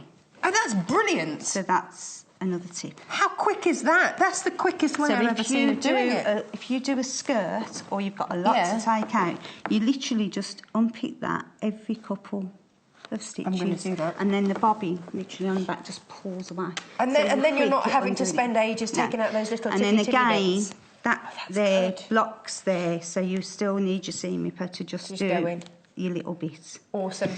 $2.95. Now tape measure. Trusty tape measure. Janis is up next. But look, she's there. She's in the seam ripping zone. I wanted to tell them with the seam ripper as well about at my machine. I always. You use it as a guide as well. I use it as a guide, so that when you're sewing and you're going along and you're sewing, you need to. On the one skirt I'm making now, I needed it on the waistband to just push the fabric forward, but I'll show you that. Watch 11 o'clock and you'll see Janis in action. Right, tape measure next, please, Janis. Tape measure. I like this because it's retractable. How often do you get in a knot? Well, you said earlier, with your tape measure and you get... No, you don't get in a knot with this one. Bing! Bing. Love it. So, again, this is nice to go in a little box like that. Yes, it is. Because it's neat. Yes. Very neat tape measure. Have we got centimetres one side, inches the other?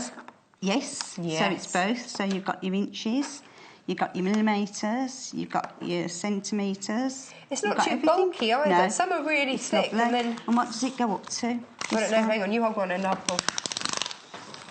How far? Oh, 150 centimetres. There you go. So what's that in inches as well? That is 60 inches. Oh, so that's all you need, really. There you go. Sewing. There you go, so Janis. if you retract it, watch your face. Watch your face. Job done. £2.45 for your retractable 150 centimetre or 60-inch tape measure. Tape measure. There we go. Right, Pop that in the basket. It's all going in. That's and then your Tailor's chalk. Great stuff. If you can see at the side here, 3 different colours. You've got white, you've got red, you've got blue. So whatever colour fabric you're marking, done. It works. You've got a contrasting colour there. Oh, it's open. I can go in. Yeah, that's go in. Good.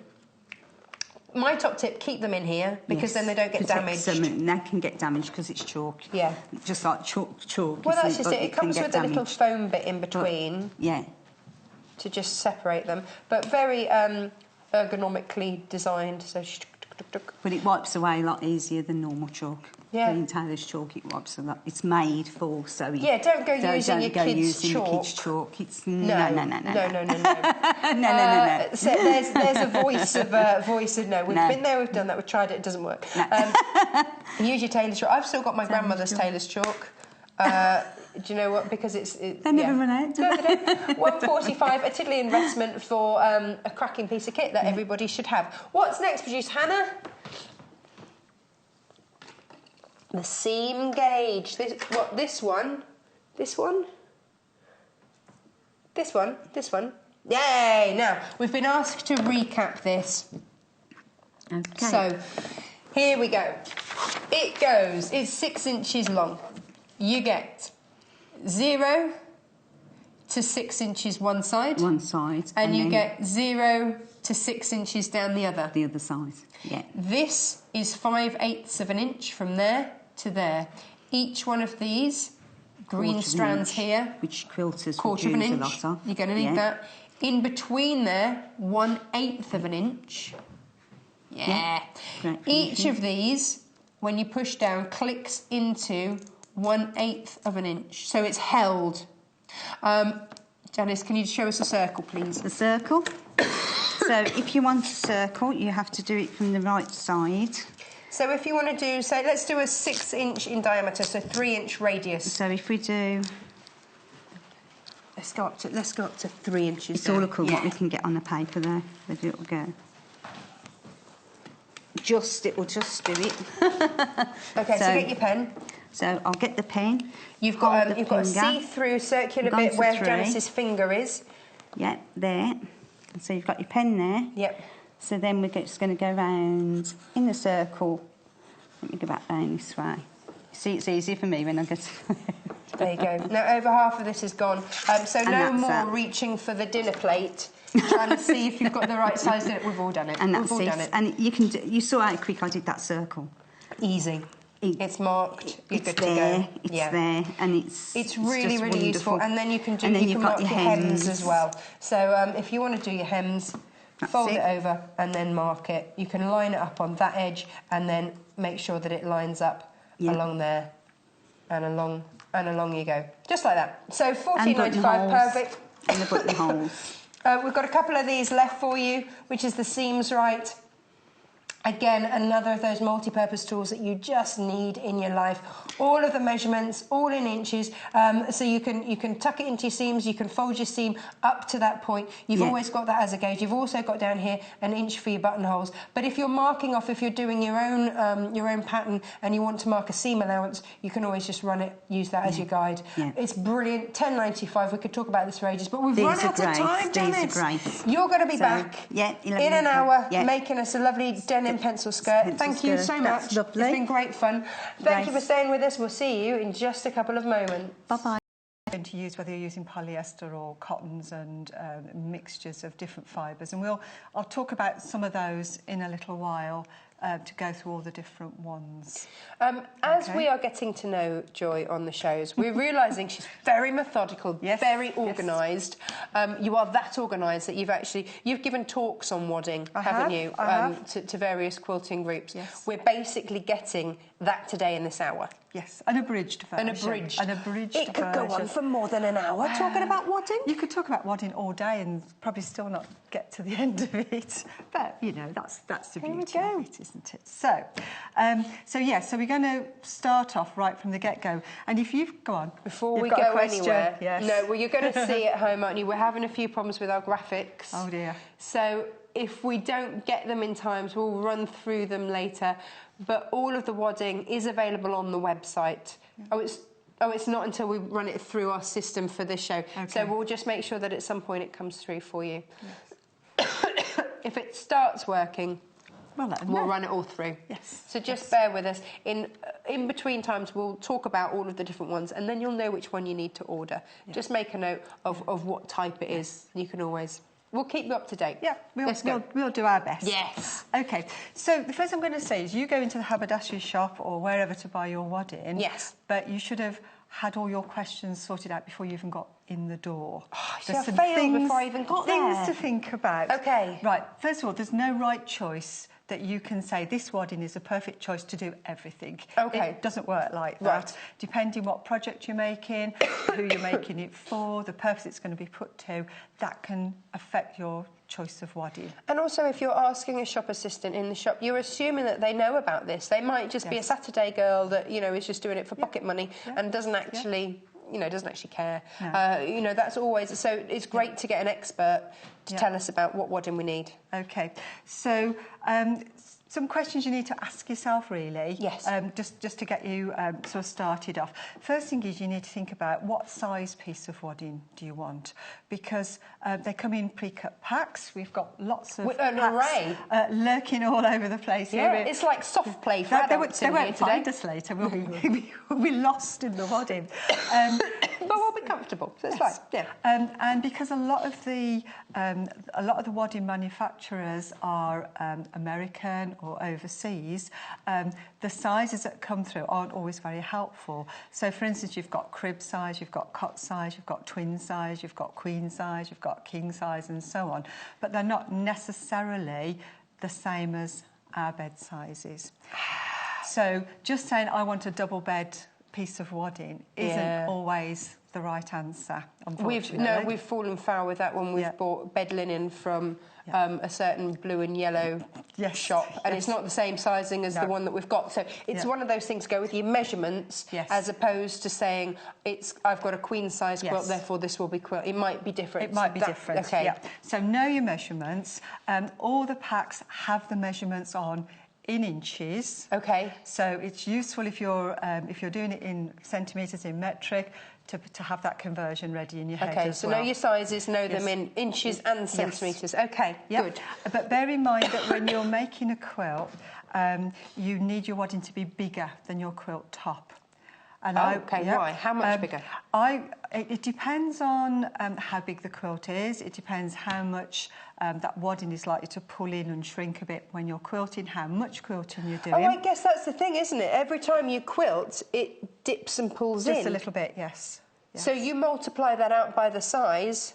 Yeah, the bigger the quilt. Bigger, don't you? Yes. Yeah. So what do we talk? Say on a queen size, and you're going to say American or UK? American or UK. Let's go for a double bed. Yeah. We're in England. Let's go for double bed. Yeah, for a double. On a double bed quilt. How much bigger on average? I would allow at least 2 to 3 inches all the way round. That the much? Quilt. Yes. Gosh, OK.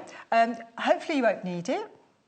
But wouldn't you look silly if you had to cut into your beautiful quilt and cut it down because you've run out of wood? Or try and join your wadding or whatever you're going to do, OK? So measure it and then add 2 or 3 inches in all directions. OK. And then you know you've got plenty. And usually the packs are generous enough that you can do that. Okay. You'll find that it'll come out.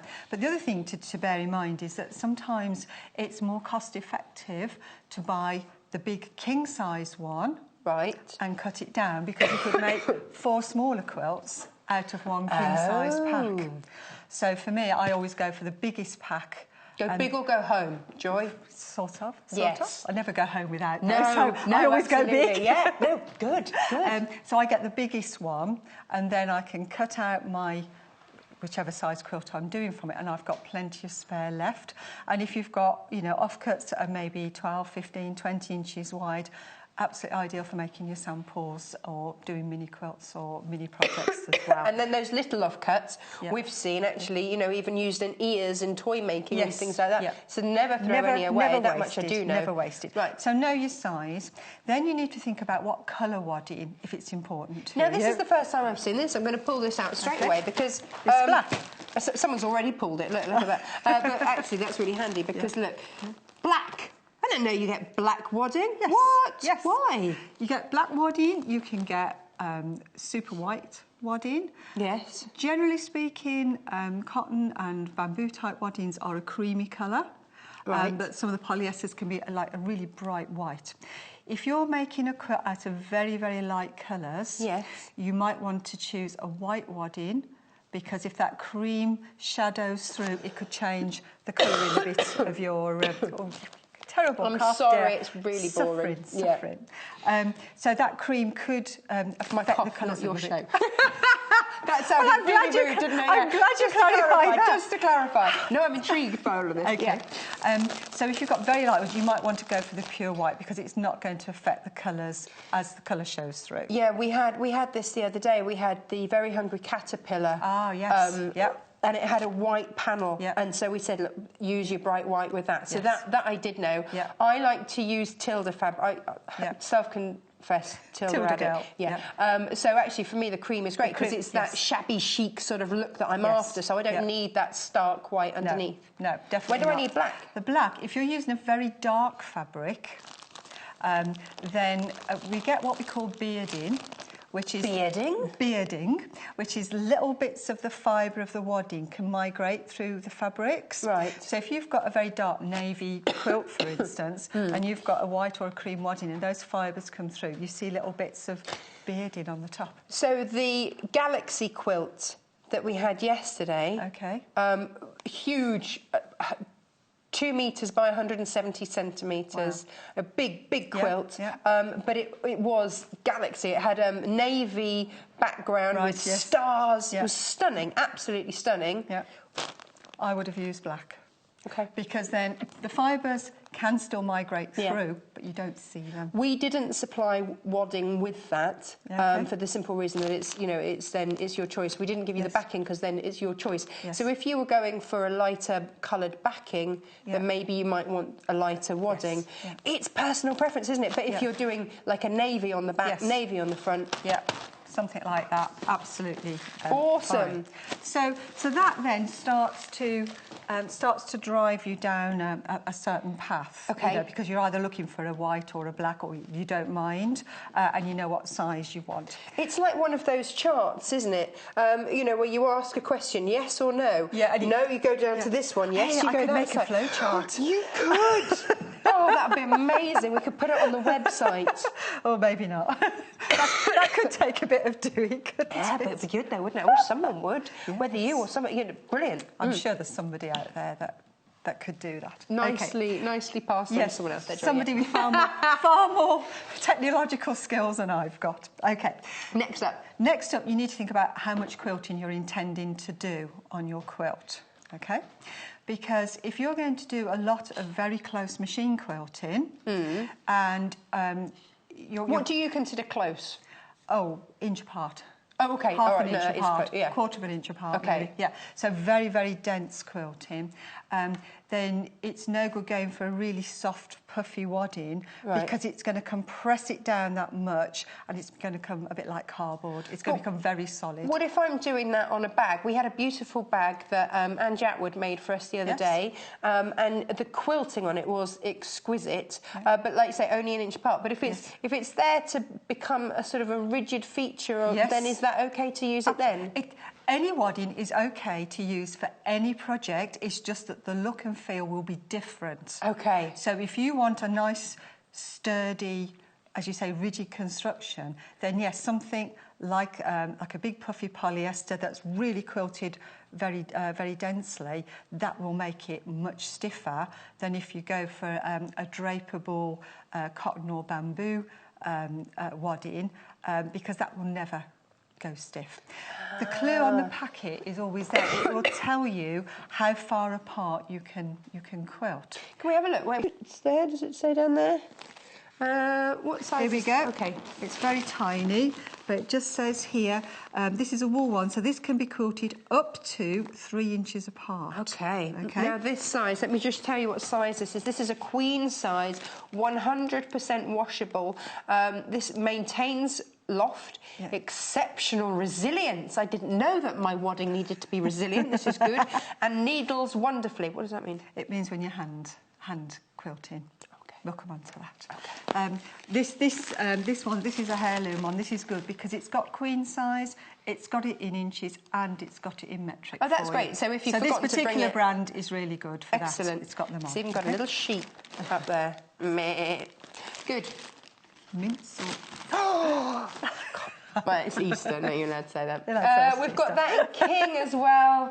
Check out which one you want. This is down to personal preference, isn't it? So if you want your natural fibres, then of course you've got your wool. Now talk to me about bamboo. Because I used to use bamboo nappies for my son. Okay, yeah. Breathable but absorbable. Yep, and fully sustainable harvest. Right, because bamboo so if you grows are someone that's worried about ecological issues, then it's a good choice for that. And we'll come back to that as well. Awesome. I'll talk about all the different ones. I'm digressing from your list. You can digress from next up. I should just keep dragging you back. Yeah, no, it's fine. Okay. The amount of quilting you're going to do is going to determine a couple of things.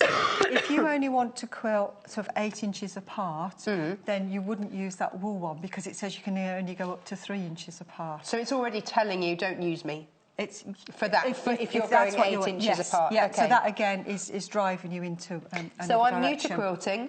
I am a little bit daunted about doing tiny bits of quilting. Yes. I want to go as far apart as I possibly can. What do I go for? Look for something like a polyester or maybe a cotton polyester mix, one that will say quilt up to 8 inches apart, or occasionally you can get them that say quilt up to 10 inches apart. We had a 10 inches apart one the other day. I can't remember which one it was. That's useful, isn't it? Which do we have one? Probably it might have been the craft polyester. I don't know. We'd have to look at. We can look at all these when we come round and see what they all say and what they all do. So that again is another question in your head. Okay. Because you know, which comes first? Do you say, well, okay, I only want to do this much quilting, so that knocks out wool? Or do you think in your head, I really want to use wool, therefore I've got to do a lot more quilting? Chicken and egg. Yeah. Okay. Easter, chicken and egg. Yeah, like absolutely. it. Like it. Okay. So we've got what we call the loft of the quilt, which is what you mentioned earlier on, which basically is the thickness of the quilts. Okay. I've got some samples here. Joy's got props, which we'll go. We'll go through those. You'll come back here. Right, okay. We'll look at them, but basically, it can be very thin, almost like a felt. Sort of level, or it can be really thick and chunky, and that can affect the resilience, as you mentioned, which is basically how well will it stand up to being washed. Lots of washed and used. So the resilience of it is how well it's going to stand up to that as well. If I'm quilting something and I'm putting my time and my effort in, and you know, I always think of quilts as being heirloom pieces. You know, I want it resilient. Yeah. What's my best one for resilience? Is there a best one, or is it just making sure you use the right one for the job? They're all resilient. It depends how much you're going to wash it. If you're going to make a wall hanging that's only going to be washed once every, I don't know, year, 2 years, 3 years, however often, the resilience of the wadding doesn't need to be as strong as if it's for maybe a child where you're going to be throwing it in and out the washing machine every other day of the week. I have a 3-year-old and 4 dogs. I need resilience. Yeah. So maybe a polyester, maybe a cotton, maybe a cotton blend. Again... It doesn't narrow it down, does it? Not a lot. Oh, brilliant. OK, so next up on your list. And then probably the most important thing, which you've touched on 2 or 3 times already, is what it's actually made out of. Yes. What the fibre content is. Traditionally, a lot of waddings were made out of either cotton or polyester or wool. So those are sort of like the everyday staples, if you like. Yes. We've already mentioned bamboo. Yes. As we progress forward and we're more aware of ecological factors, things like bamboo are coming into the mix because it is sustainable, very soft, very drapeable, it's breathable, antibacterial, etc., etc. Okay. So that if that's important to you, then that's something that you Have we got would bamboo go down. on there? We've got some bamboo mixes. Where is it? Let me show. There might all be. I think the ones on the front. I'm going to go get one for you so you can. There's a little one here, and you can get a big one over there. Have you got a little one? I've got a little one. Yeah. Which one? Oh, that one. So yeah, all of these. Yeah. Gosh, look at the number of sizes that these come in. Yeah. Uh-huh. Now, again, it tells you on the label. If we look down the bottom here, there's a little chart, and it's got a cross there to say it's a bamboo mix. Right. And right at the bottom, it's telling us what size it is. Because sometimes the packs don't always look like what they should do. So this one is a bamboo mix, and it's a baby size. That's right. Now, producer Hannah, bless her, is going to put through all of these. So you'll see all the different sizes coming up on your screen so that you can then go ahead and buy them choose the off one you the want. website. Yes. So you can choose which size. So these come in various sizes. So let's go through them. That one is the baby. This one here, which is what I've got, is your queen size. Let me go and get the others, and then we can pop them all through. And if you're after bamboo, then that's that one ticked. I've got twin size next, producer Hannah. That one goes in the middle. Yes. There we go. So that's your queen there. No, that's your queen. Oh, this is twin. Okay, sorry, twin. Twin is... Oh, you can stitch up to 10 inches apart on this one. There you go. I knew I'd seen it somewhere. Yeah, good job. And then the last one, producer Hannah. Yeah. Oh, twins coming up on your screen. This is good, isn't it? Yeah. I'd feel very happy to have bamboo around my family, you know, around little ones. Yes. I feel comfortable with bamboo. I'm happy with that. The last one shows the 3 metre size. Yeah. It's a big one. Yeah. Look at that. That looks good, doesn't it? It does. It's a nice little family of stick. bamboo. It does, but when you go into the shop and you see that, you're like, oh, hang on, where do I go? So hopefully by having these questions answered in your head first, you know straight away that you're looking for bamboo. Yes. You know what size you're looking for, and you know what kind of quilting you're going to be able to do. I used to be embarrassed at how little I knew when I went into haberdashery stores, and I used to just sort of loiter. And look confused in certain sections. Hope that someone would take pity on me and come and ask, could I help you? Yes. Okay. So let's talk about some of the waddings and the properties and look at some samples. Let me just go. So we've got baby, twin, queen, and 3 metre. Okay. They're the different sizes. So if you've been looking for the graphics on the screen, hopefully you will have seen those. If you've missed it, go onto the website. Here we go. The biggest... Oh, that's your cot size. That's that little idly-biddly one down there. And this... OK, so this one on the system, this is your 3 metre. It's actually called Queen, but look at the measurements. Okay. So Queen, they're both called Queen? They're both called Queen, but it's a Queen 3 metre. So don't worry, that's all you need to know. Yeah. Again, you see, it's one of those things. Yeah. Look at the measurements. But, the measurements will all be on there. Back in a minute. Next up, Joy, what we're talking about. A crash, we know she's lost them all. Did you need one?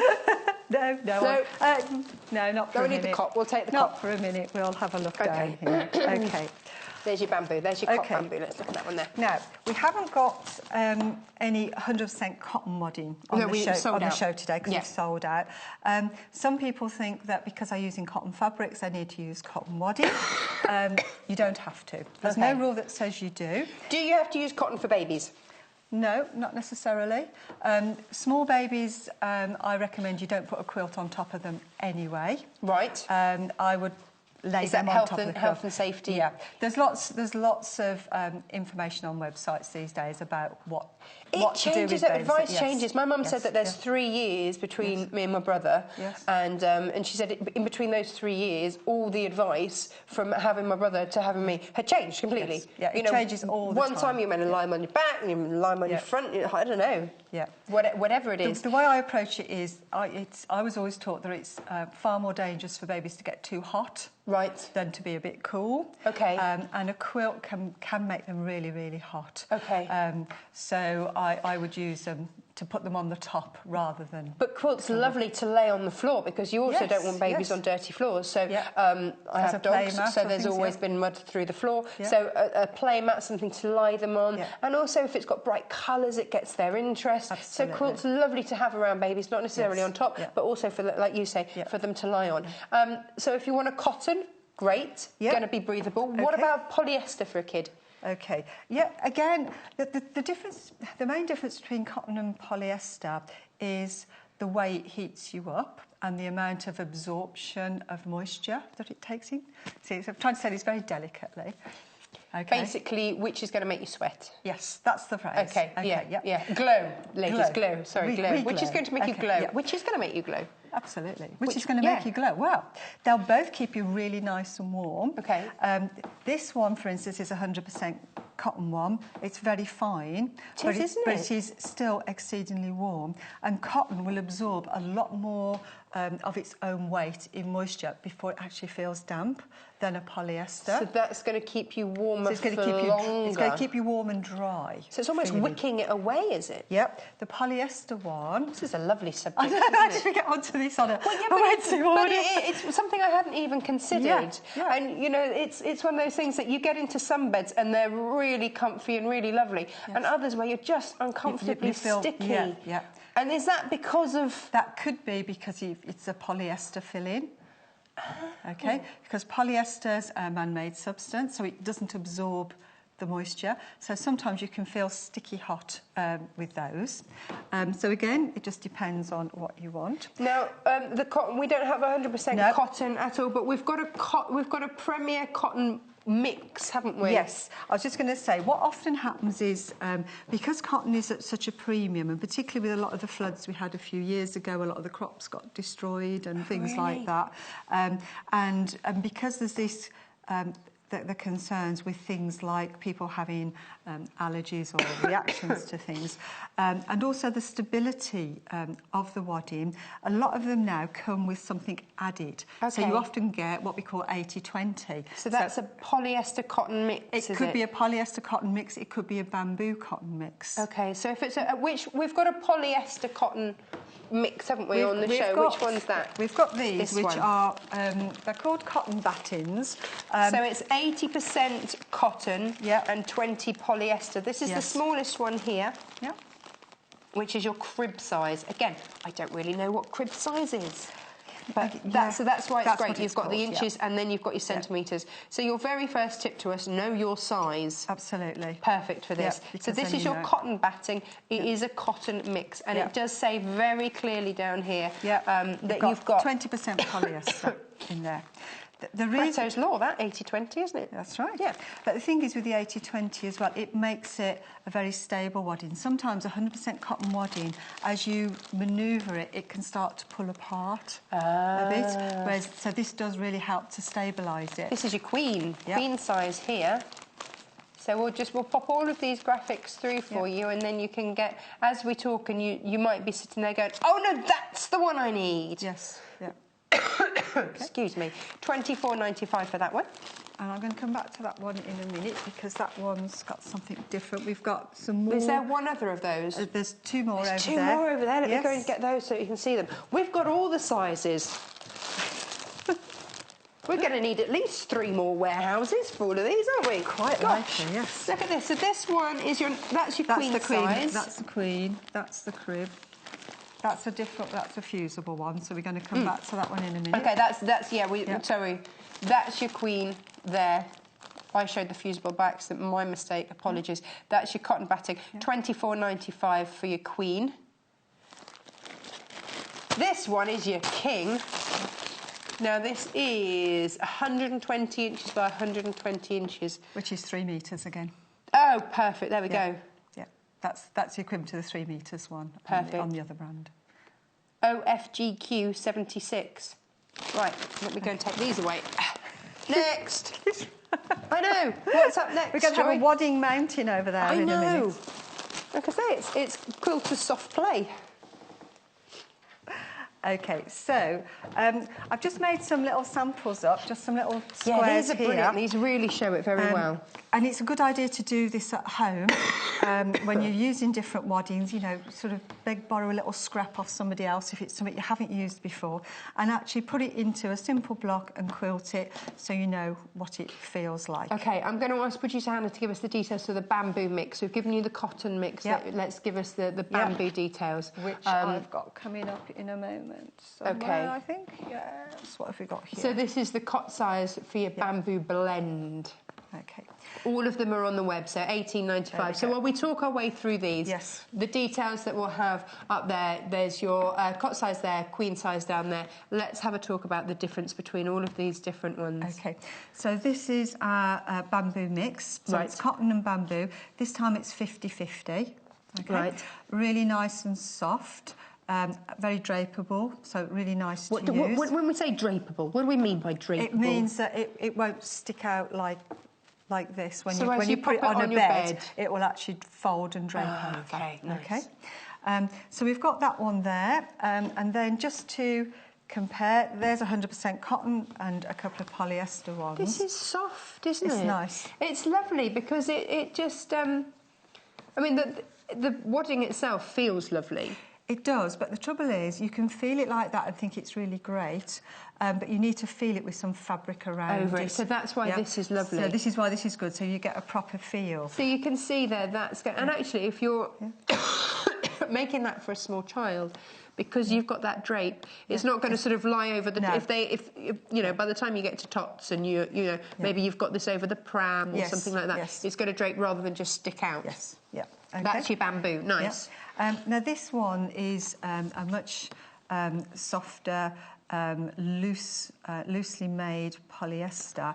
I've just brought it into so you can hopefully see how thick that is compared to your bamboo, to the edge on there. Okay, yes. Yep. So you can see this is where you're going into more of a medium sort of loft. We've got a question about the bamboo. What's Okay. the question, producer Hannah?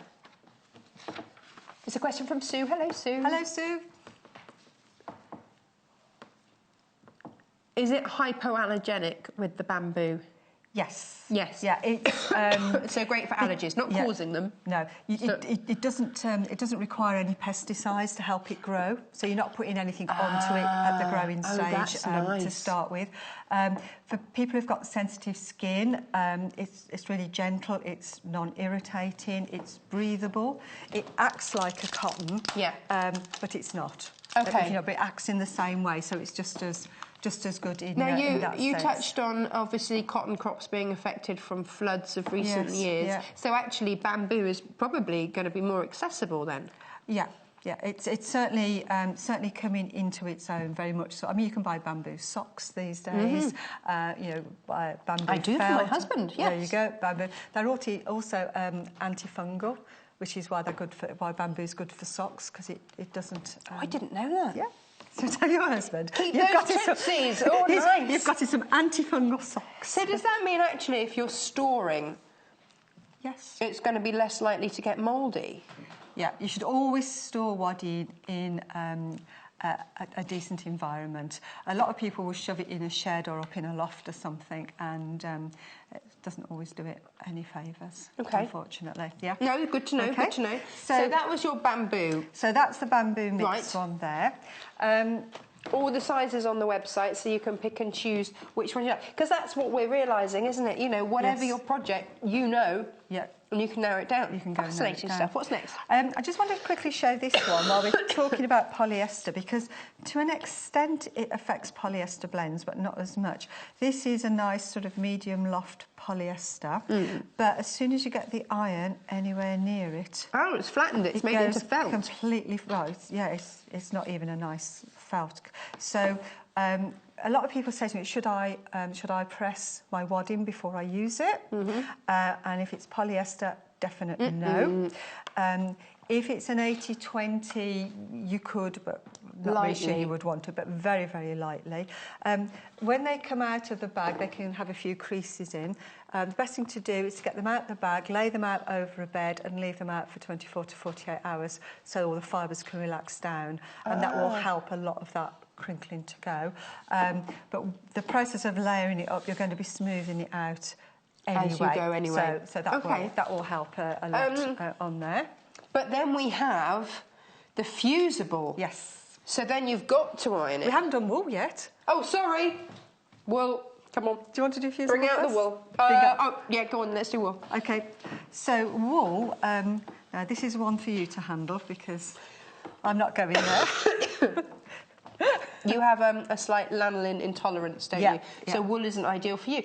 It's something I hadn't even considered. I love lanolin. As soon as I touch that, my skin feels all creepy. I grew up on sheep farms. My best friend's family ran a sheep farm. So, you know, all through the summer holidays, whenever we went lambing, springtime, my hands would always feel amazing. So this is your wool. Again, you're talking natural fibres here, which suits so many people, not you, but so many other people. You're okay to touch it once it's in? Once it's inside, that's okay. I should point out with this one, the Hobbs Heirloom wool, which is one we've got, is washable. A lot of people worry about washing. Washing wool shrinks. Yeah, it can shrink a bit. That just gives the quilt a little bit of antique-y look. That's okay. That's fine. That's fine.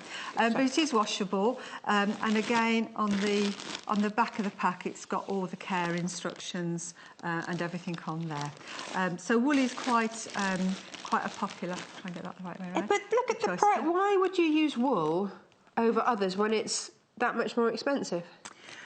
It depends if you're doing it for somebody special, if you're keeping it as a heirloom, as you said earlier on. Some people, it's just their preference. They just like the look and feel of the wool and the way it works. If they're doing quilting that's closer together, again, because we know this needs to be quilted only up to 3 inches apart, so it gives a different look, a different feel to things. So, again, it's down to choice. Personal choice. There's so much choice. And if you can't afford wool, you know, then you go for one of the others and you save up to buy a nice piece of wool wadding at some point in the future. Yeah, for a proper treat. Yes. Because I mean, look, $79.95 for your king size. Yeah. That's nearly as much as we were selling an entire quilt for yesterday. But it depends on what size your quilt you're doing. That might do 2 quilts. Oh, okay, I'm with you. Or 4 smaller ones. Yeah. So you have to pick according to your pocket, according to what you're doing, according to what your preferences are. This one, details for this down the bottom of the screen there, $56.95.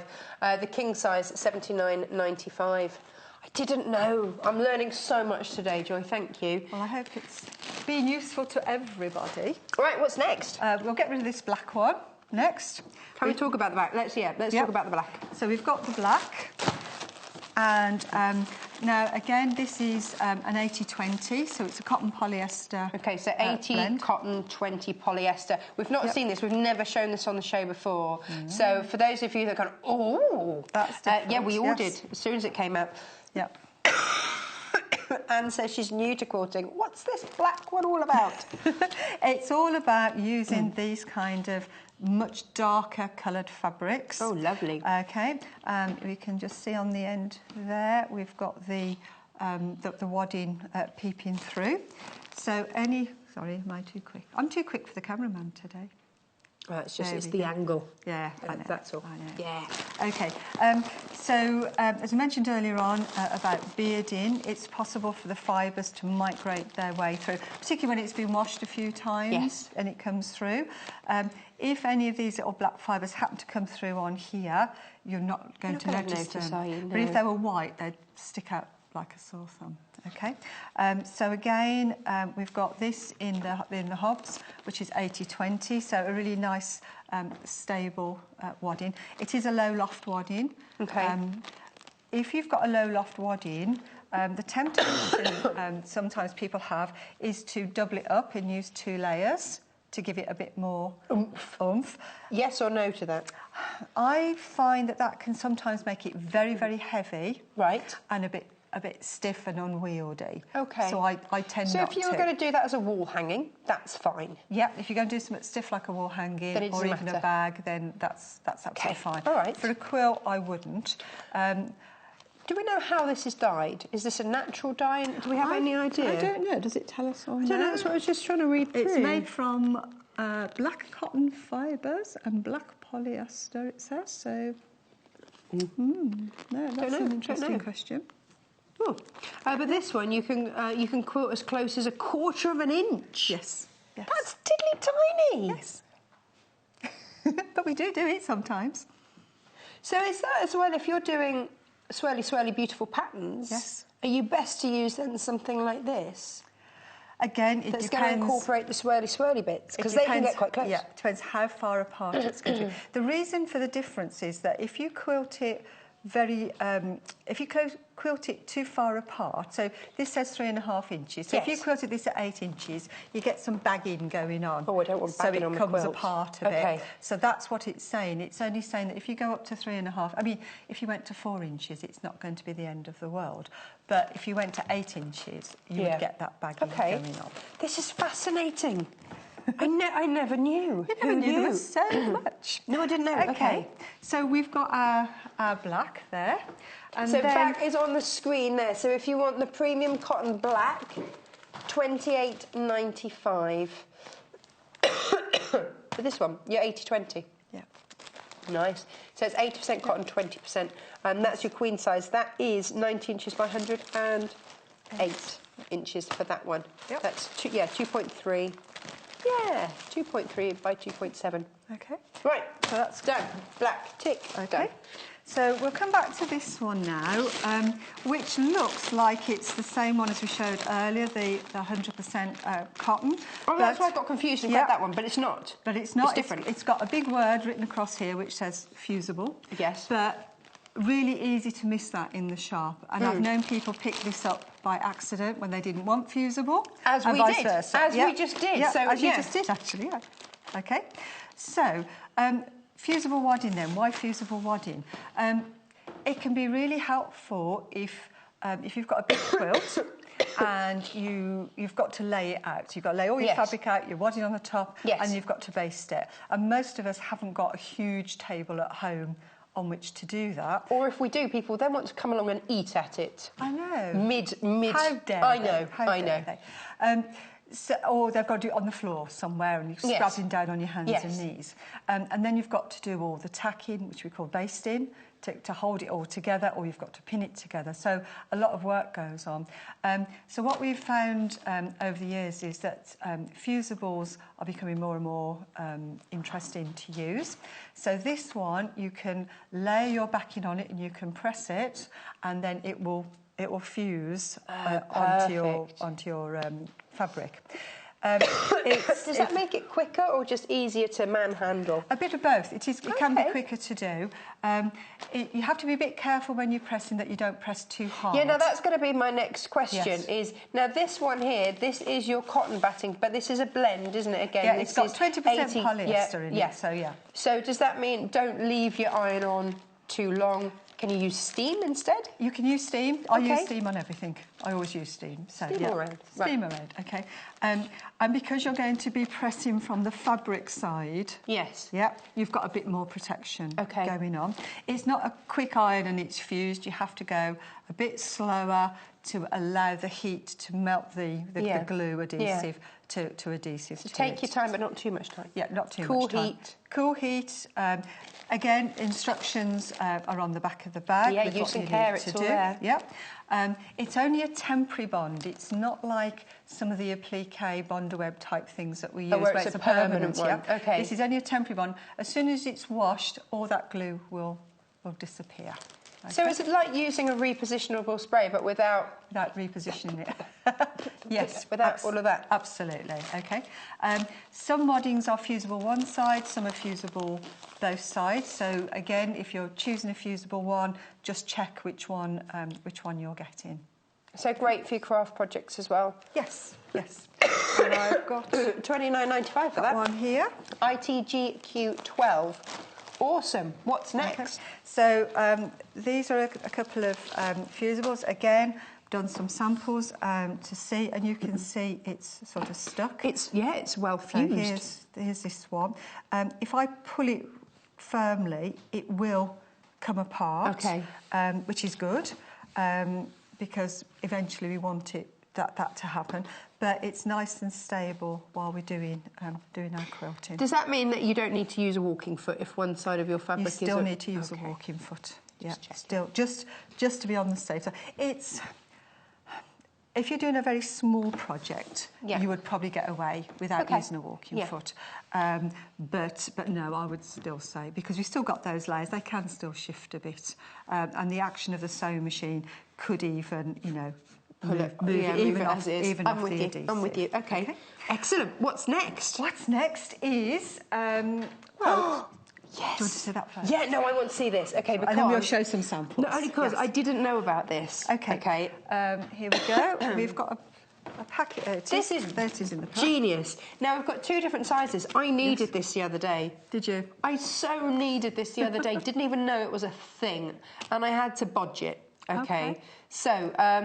no need for bodging anymore. When you are like me, you're sat at home and I had a fusible fleece that I wanted, but I was missing that much off the edge. Okay. So I was trying to fuse it on top of each other. Yeah. Okay. Not good. No. Okay. This is what you need. Now this is your heat press batting together. Which one do you want to go for? Let's go for this one first. This is what I needed. Okay. This is like the Band-Aid. Yes. To stick them all together. It's like a piece of special fabric sellotape. Oh, brilliant. Let me give you the details for both. So this is the first one. This is the wide for £7.95. And you're getting 13.7 metres. That's a lot of repair, isn't it? It's a lot. That's a lot. Yeah. The other one is well, it's 3/4 of an inch wide. Yeah, this one's 1.5. Yeah. So this one is a narrower one. This is your heat press batting together. Brilliant. £5.95, and that's what you're getting. Now it says here, quilters, fuse batting pieces, 10 yards of fusible, 3/4 wide cloth tape. Just press with an iron. Yeah. Brilliant. Okay. So how does it work? So, yeah, and test your iron settings for these. Yeah, absolutely. So I've mentioned earlier on that you might buy a bigger piece of wadding, you might have some bits and pieces left over. Yes. And you can guarantee that when I want to make something, I'm always too short on the wadding, because I use up all my odds and ends. But this is really good. What used to happen is you used to have to put it together and you used to have to do like a little ladder stitch to sew it all together, which is quite time-consuming. But with this, you butt up your... wadding pieces. Yes. I would tend to, if I was at home, I would tend to overlap slightly and do a very slight wriggly line. Oh, okay. Okay, because then you don't get any artificial folds in your wadding going on, but you can just butt them up. This tape, it's got some a rough side and a smooth side. It's got glue on one side and not on the other. And basically what you do is you lay it on the top, and then you're just going to press it into place with your iron. But gently, very gently. Gently, yeah. Particularly, I mean, it's made out of polyester anyway. Yeah. So again, it tells you to use a warm iron, not a hot iron. Yeah, it says here, first thing it says, in capitals, it's shouting it at me. Iron settings are most important, exclamation mark. Test batting and tape before starting project. Reduce heat if necessary. Yes. And cut off the plastic wrapping. Absolutely. Very excited about this. Is this the first time we've ever brought this to air, producer Hannah? Yes, it is. A first time out. Yes. Premiering this morning. You can't be without it. RXEQ71. I needed this. Didn't know it was a thing that I needed to need. No. But I needed it. But now everybody knows they need it. Oh, there's going to be a rush on it, isn't there? £7.95. Quick, grab it. Yes. This is your 4 centimetres, 1.5 inch wide. That's the thicker one. £7.95. Down the bottom there is your narrow one, which is your 3/4 of an inch one there, and that is just £5.95. Yeah. You should have this because, having seen the cost of wadding, yes, I'm using every scrap available. Absolutely. Nothing is getting wasted. Absolutely. Okay. That is making life easier. Yeah. And That's what happens brilliant. then, you see, is that keeps it stable. If you're concerned, you can flip it over and put another piece on the bottom. Okay. But you can quilt through it and everything as if it was never there in the first. So once your quilt's made, you don't know. So it's not, you're not going to feel a difference through the quilt or anything like that? No. This is genius. Is it going to fold easily? Is it going to help the drape? Yeah, It's not going to affect the drape or anything no, like that? No, it won't do anything. It's so lightweight. If you're worried when you're pressing it, again, just pop some greaseproof paper or something like that on the top just to protect your iron. Well, that was going to be my next question. Is there any wadding that I can't use this on? I'd be very, very careful with 100% polyester. Okay. That's made of polyester.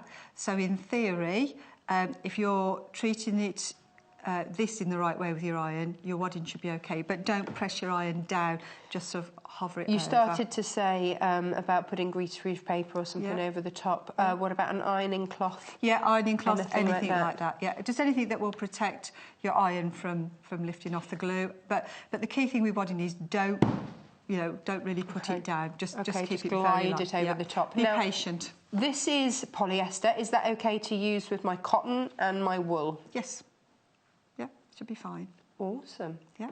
As I say, the key is to treat it, when you're putting it on, is to use the iron settings that are applicable to the wadding that you're using. Okay. Yeah. I say you might just need to hold it a little bit longer for the heat to activate. We've had a question from Janis. She said, can you just show how you would line up those materials? Because you talked about overlapping. Why would we overlap? Well, I wouldn't. Oh, I thought you were going to do... Yeah, I can do that. I haven't got a cutter. But yeah, I would just overlap the edges like that. And then I would just do a very gentle curve through here. Just because if you've got a big piece and a big solid line, you could... Oh, so you wouldn't then do that, you wouldn't have to do that as one long strip? It depends how shallow your curve is. If your curve is shallow enough and you're using the wider one, then yes, you probably could. Okay. Okay. The reason I overlap it is because then when you take it away and take off your spare bits, it'll butt back in the right shapes together. Oh, clever. Okay. Excellent. Now, that was the wider one. How easy is it to use the skinny one? Is that as easy? Would you use that on a different type? This is the skinny one. Oh, that is the skinny one. This is the skinny one. Right. Yep. And that one, obviously, if you're doing your curves, then you've got even more room. So for someone that might be a little bit cat-candid, i.e. me, you might want the I might wider one. want to just have the safety net of having the wider one. Yeah. That would work. Good stuff. So, well, you know, sorry, one more question. Yeah, no. You know, with the fusible batting wadding, Yes. you said that actually eventually the glue will come away, and that's fine. Yeah. Is this going to eventually come away? No, this one's a permanent fix. Okay. This one's a permanent fix. So your wadding never disintegrates. But when you've quilted over it, it wouldn't really matter too much anyway. Awesome. Good stuff. Next. I want to go on, yes. let's show some of these bits and pieces. Oh, we've got questions about bamboo as well. Okay, more questions on bamboo. What's the question? Produce Hannah, and who's it from? Oh, she's just finding it from. Okay, she's lost the question. Is bamboo the one that you can use as like a white felt as well, that you can use on the outside? Say if you're doing like a Father Christmas and you want that white beard, or you want a snow scene. You could do, yeah. You could do any of the felty type ones, 100% polyester, the bamboo one, any of those you could. Do you know, actually, I know exactly what this lady's thinking about. We had this on a show last week. It was the super white, and it was the 100% cotton one, and we will get it in. It was from the same people that bring us. Oh gosh, I've completely forgotten what it's called. But yeah, we will get it back in and we'll make you aware when we bring it back to air. But it was the super white one, and it's specifically said on the back, you can use this on the outside as well. Yeah. But we'll get that one back in and we'll let you know when it's in. Yes. Fabulous. So I just brought a couple of quilts in, because it's all very well talking about wadding, but we want to see what it's like when it's finished. Yes. So there's a couple of quilts here. This one's been quilted using a low loft okay, so wadding. That's not too squidgy. So it's not too squidgy, it's still very warm. This is done with the 80-20 cotton polyester mix. Right. So that's that one. This one is much more puffy. It is, isn't it? Yeah, Yes. this one's 100% polyester, Right. actually, this one. But just so that you can get an idea of the difference, and with the quilting, this one is quilted... it's a much tighter quilt. At, I don't know, probably 5-6 inches squares, whereas this one is quilted much so you've got like apart. 8 inches? Yeah, at or least whatever. 8 inches on there. Okay. So that's where the difference of those And that's are. why you've got the loft, because it's been quilted over 4 squares. Yes. Whereas in the other one, they would have quilted for every square. Yes. Yeah. Oh, gosh, I'm learning, right. So that's that.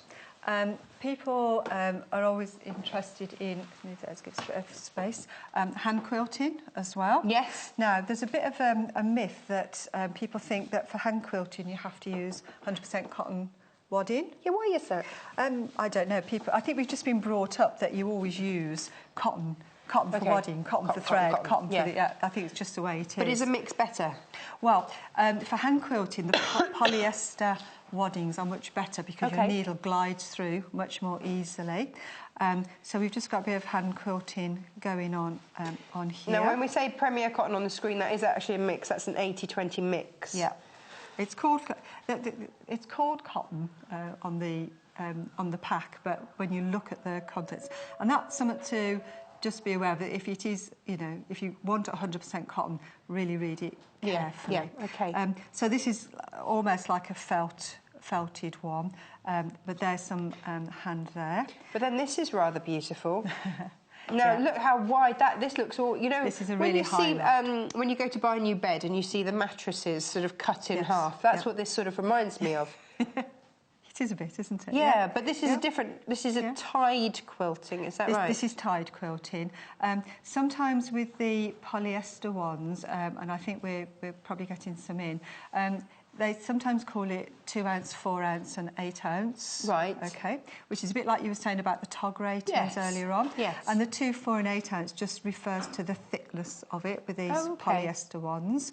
Now this one would be pretty much a nightmare to quilt on the machine, right? Because it's going to spring everywhere. So too much bounce, and it's going to really going to do it. So when you say 2, 4, and so which is the 8 ounce is the thickest, and 2 ounce is the. So it is logical. It is logical. Okay, yeah. no, that's good. Yeah. So this is just different different tied stitches that you can do, because sometimes you want a nice big chubbly, almost like a duvet thing to put on top of a spare bed for a guest or something. So this is quite nice to do, and because it's polyester, your needles will glide through. Look at that, really lovely, easily. really pretty. It's a completely different look, isn't it? Oh, absolutely. Yeah, I mean, even when you just compare it to that one. Yeah, very which different. is much. And much look flatter. at the difference in height you can as well. See that. Gosh, fab. Sharon's just asking about the fusible. Yes. It's just fusible on one side, isn't it? I have to check this one. Let's Some check. are one side and some are both.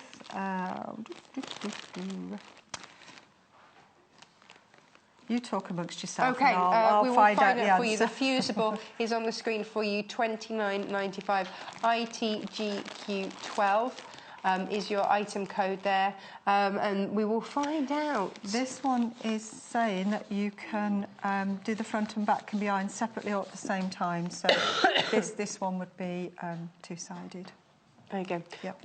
If you've got larger... OK, so a little message from producer Hannah. She says, if you've got long questions, please can you email them rather than web chat them, because otherwise we run out of characters. So your email address is studio@sewingquarter.com. Lots of questions coming in, and they will all be passed on to Joy, and we will know. Excellent.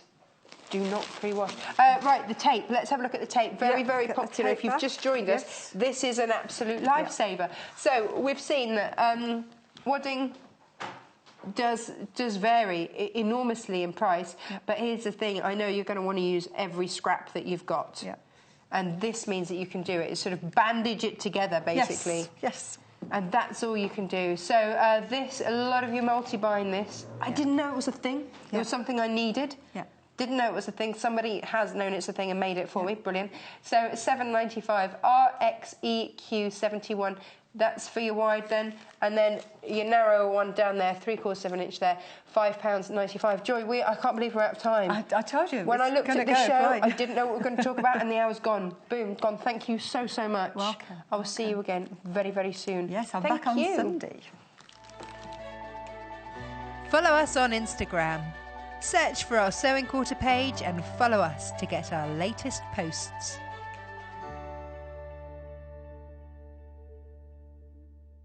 Join us on Saturday the 15th of April when Lucy Brennan will be back with some fabulous Tula pink fabric. Lucy's been beavering away in her sewing room to bring us an improvised curved quilt pattern showing how you can make tricky drunkard's path blocks, following up at 10 a.m. with a matching cushion cover.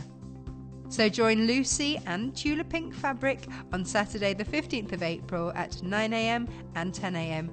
only on Sewing Quarter, Freeview Channel 78.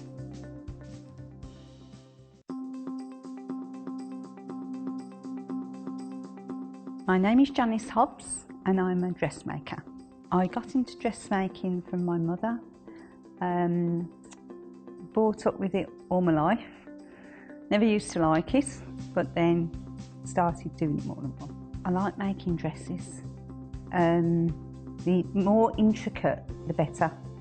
The more difficult, I like the challenge. Top sewing tip is using the seam ripper to move fabric along the machine. Favourite outfit I've made is my reversible suits. I'm known for my reversible suits. And what happens with that is I do children's jackets and trousers reversed. So you use 2 lots of fabric, but then you can wear the items 4 different ways. And if a baby gets sick or goes on holiday and gets chocolate ice cream down them, you can completely turn the outfit round the other way and you've got an outfit until they get home ready. I do think the Sewing Quarter will expand the quilting industry because it's going to be more available to you. And with television and with what the media do now, with being able to pause these programmes and stuff like that, and you can keep going back and repeating it. Whereas with radio, you can't do that. You can't pause a radio, but you can television. And I do think Sewing Quarter is really, really going to benefit quilters. I want to work at the Sewing Quarter because it is about time there was a channel dedicated to sewing. Because, like I say, for years I've sewn. I've done night school years ago, taught myself, but you can pick up tips and loads of things from an actual channel dedicated to it. Yes, about time.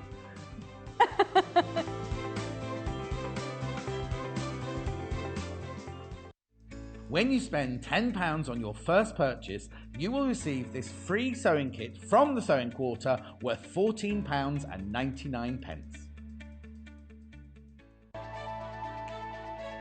Join us on Facebook. Simply search for the Sewing Quarter and like our page for the latest news and more.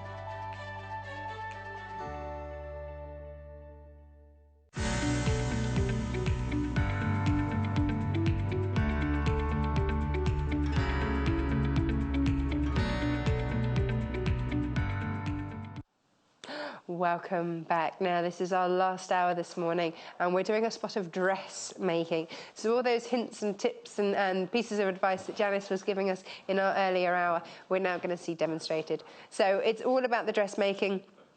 What we're making this hour is a denim pencil skirt. So we've got, oh, I'm sure that's spun yesterday. Oh, it's a different mannequin. There we go.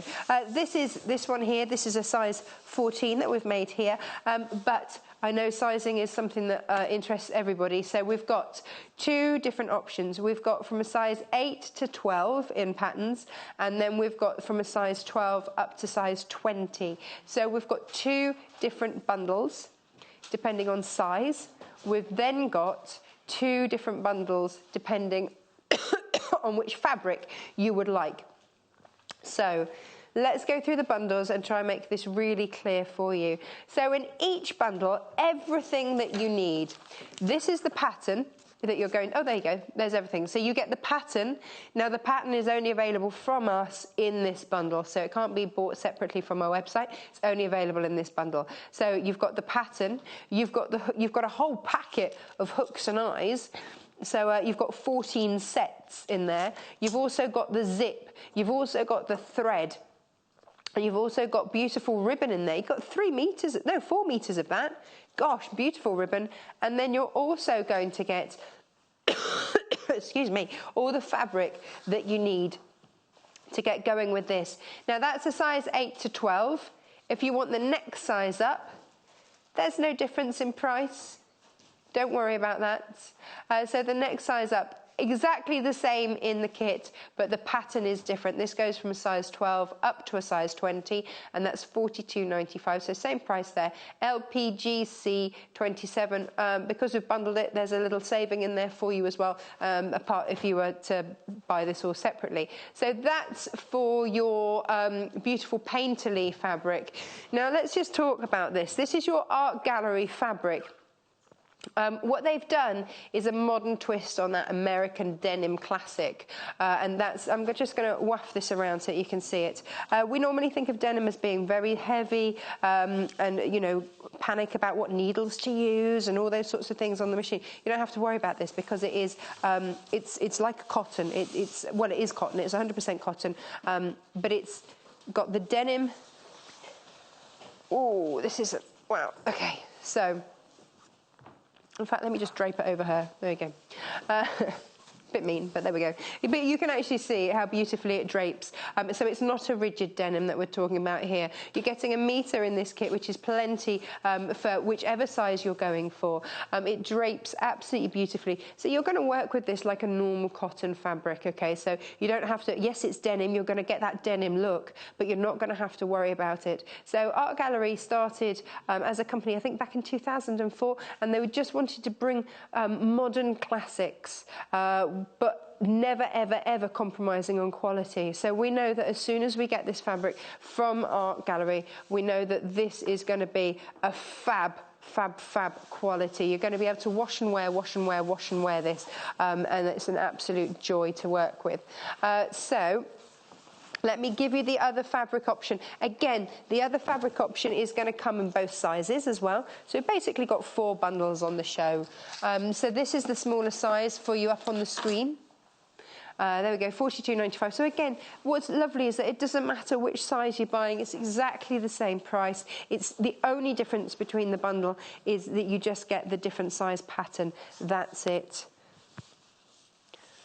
So if you're after the 12 to 20 size, $42.95, BHGC 47. Now this is the fabric. This is what I think of as being your more sort of traditional denim and denim colour. Now, characteristic of the denim is that actually one way you get one colour of cotton thread and then the other. So the weft and the warp are 2 different colours, which is what gives you that lovely denim. I was going to say denim effect. That's what is classic of the denim. So you'll get the white going through one way, and then you'll get the darker thread going through the other, and that's what gives you the effect. So this is your classic, and I love this. This is going to be so flattering because it falls beautifully softly, but you're going to have that denim look that you can dress up, dress down. It's going to be super easy to wear. For $42.95, the denim fabric is a more expensive fabric.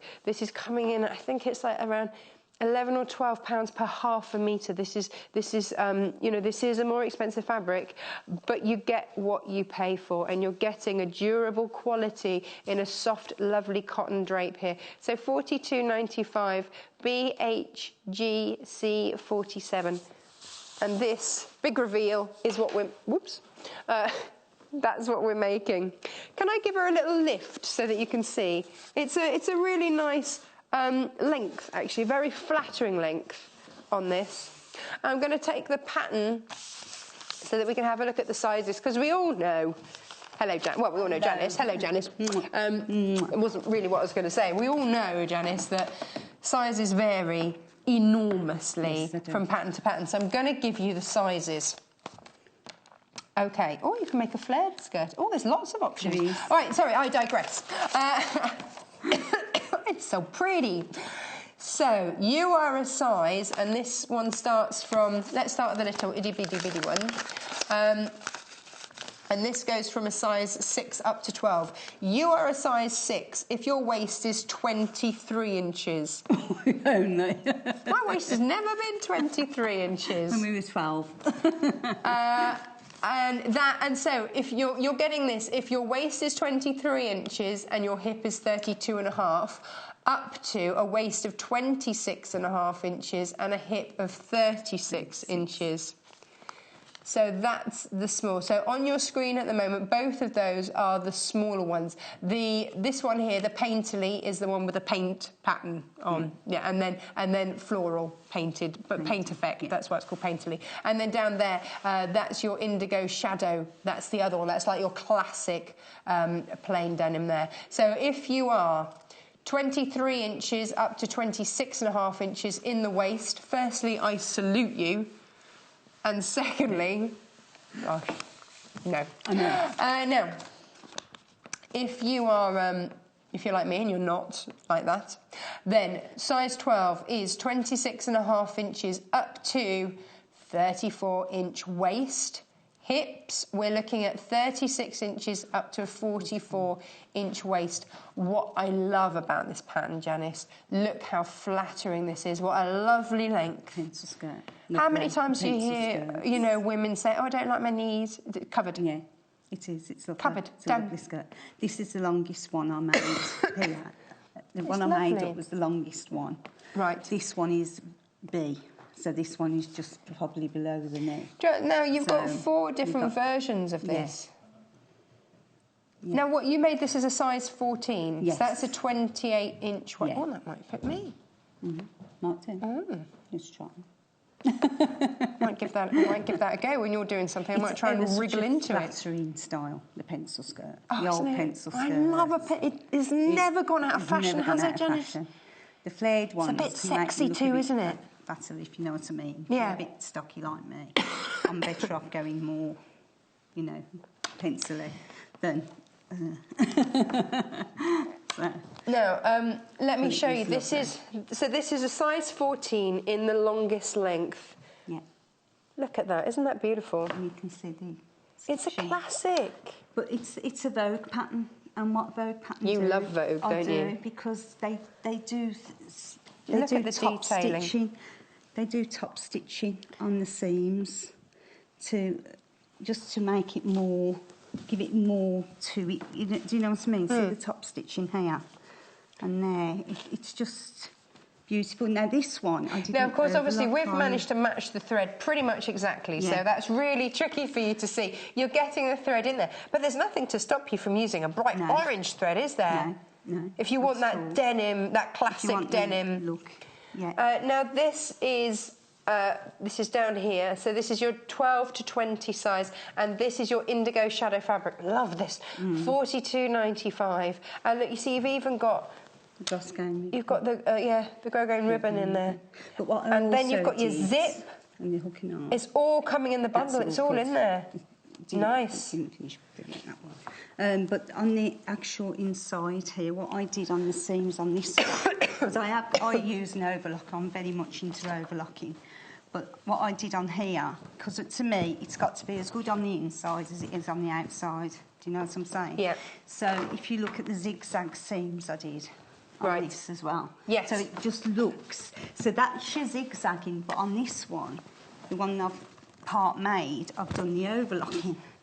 So it gives you the both types of look. Okay. But if you look, the zigzag, I think, is quite a lot nicer. Let's... You know, okay, we've mentioned this. So basically, if you zigzag or you overlock, what you're stopping is any fraying from happening. So when you've cut out your pieces, you just go along the edge. Now, my machine has an over-edge foot, and and so it will just do that. It's not a fancy machine, it's not an expensive machine, but it will do that. If you don't, I mean, the very first machine that I started on, it had a straight stitch and a zigzag stitch. So you would just zigzag up to the edge, and that's what Janis is saying, and that just means that that's not going to fray. You can wash and wear, wash and wear. If you are lucky enough to have an overlocker, Yeah, you can overlap this. Do it. But again, Perfect. I've overlapped this one, but I think the nicer finish is this. Yeah. The zigzag. Where do we start, Janis? So where we start is right at the very beginning. Yay, it's a very good place to start. You cut out your pattern again. If you remember, Is that easy to do? This skirt is quite easy. Okay. It's not difficult. The only difficult bit is doing the actual panels because it's panelled, and the front has got a few panels to it, and that's all. That's the hard part, is making sure you get that curve right there. But apart from that, it is a very easy skirt to make and very quick, but very, very easy. So if you're inexperienced, you could really have a go at this because it's not that bad and there's not that many pattern pieces to it either. Awesome. So that's good, even though it is panelled. Yes. Do you know what I mean? Because Yes. there's less on the back. There's only the 2 panels on the back, but on the front you've got a centre panel there if you look. So what I've done. Now, you get you get 6 different styles to make here. This is excellent. So not only are you getting great value for money with your pattern, but you've got 6 different options to choose from. Which one are we making? Well, we're making the B. B. We're making the B. Here we go, that one. The shorter one. That one. Well, it's the middle one we're making. So again, you just lay your pattern pieces exactly as it is. As per the instructions, and they are very clear. And they're very clear and understandable. So all I've done, I've actually made most of the skirt. All I'm showing you how to do is steps 1, 2 and 3. Right. And that includes pieces 1, 2 and 3. And if you look, I've actually done all my notches, which again, we cut You round transfer from the pattern. Round. Shall I show you the pattern?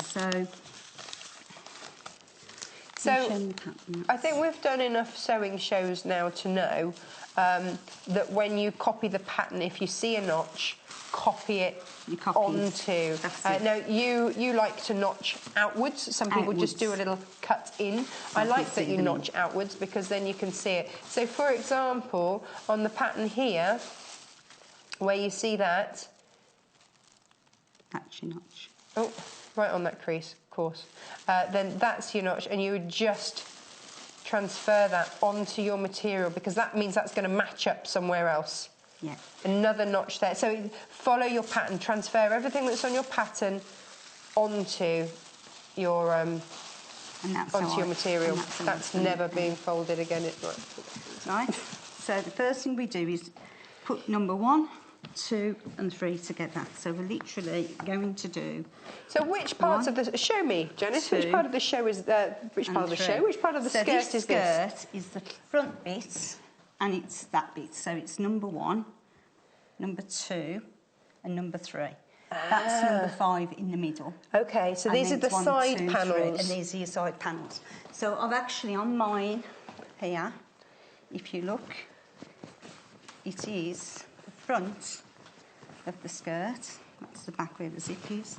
And it's that bit there we're doing, which is 1, 2, and 3. Do you know what, that's probably easier to see on the back other to front on side. there. So we're looking at this piece here.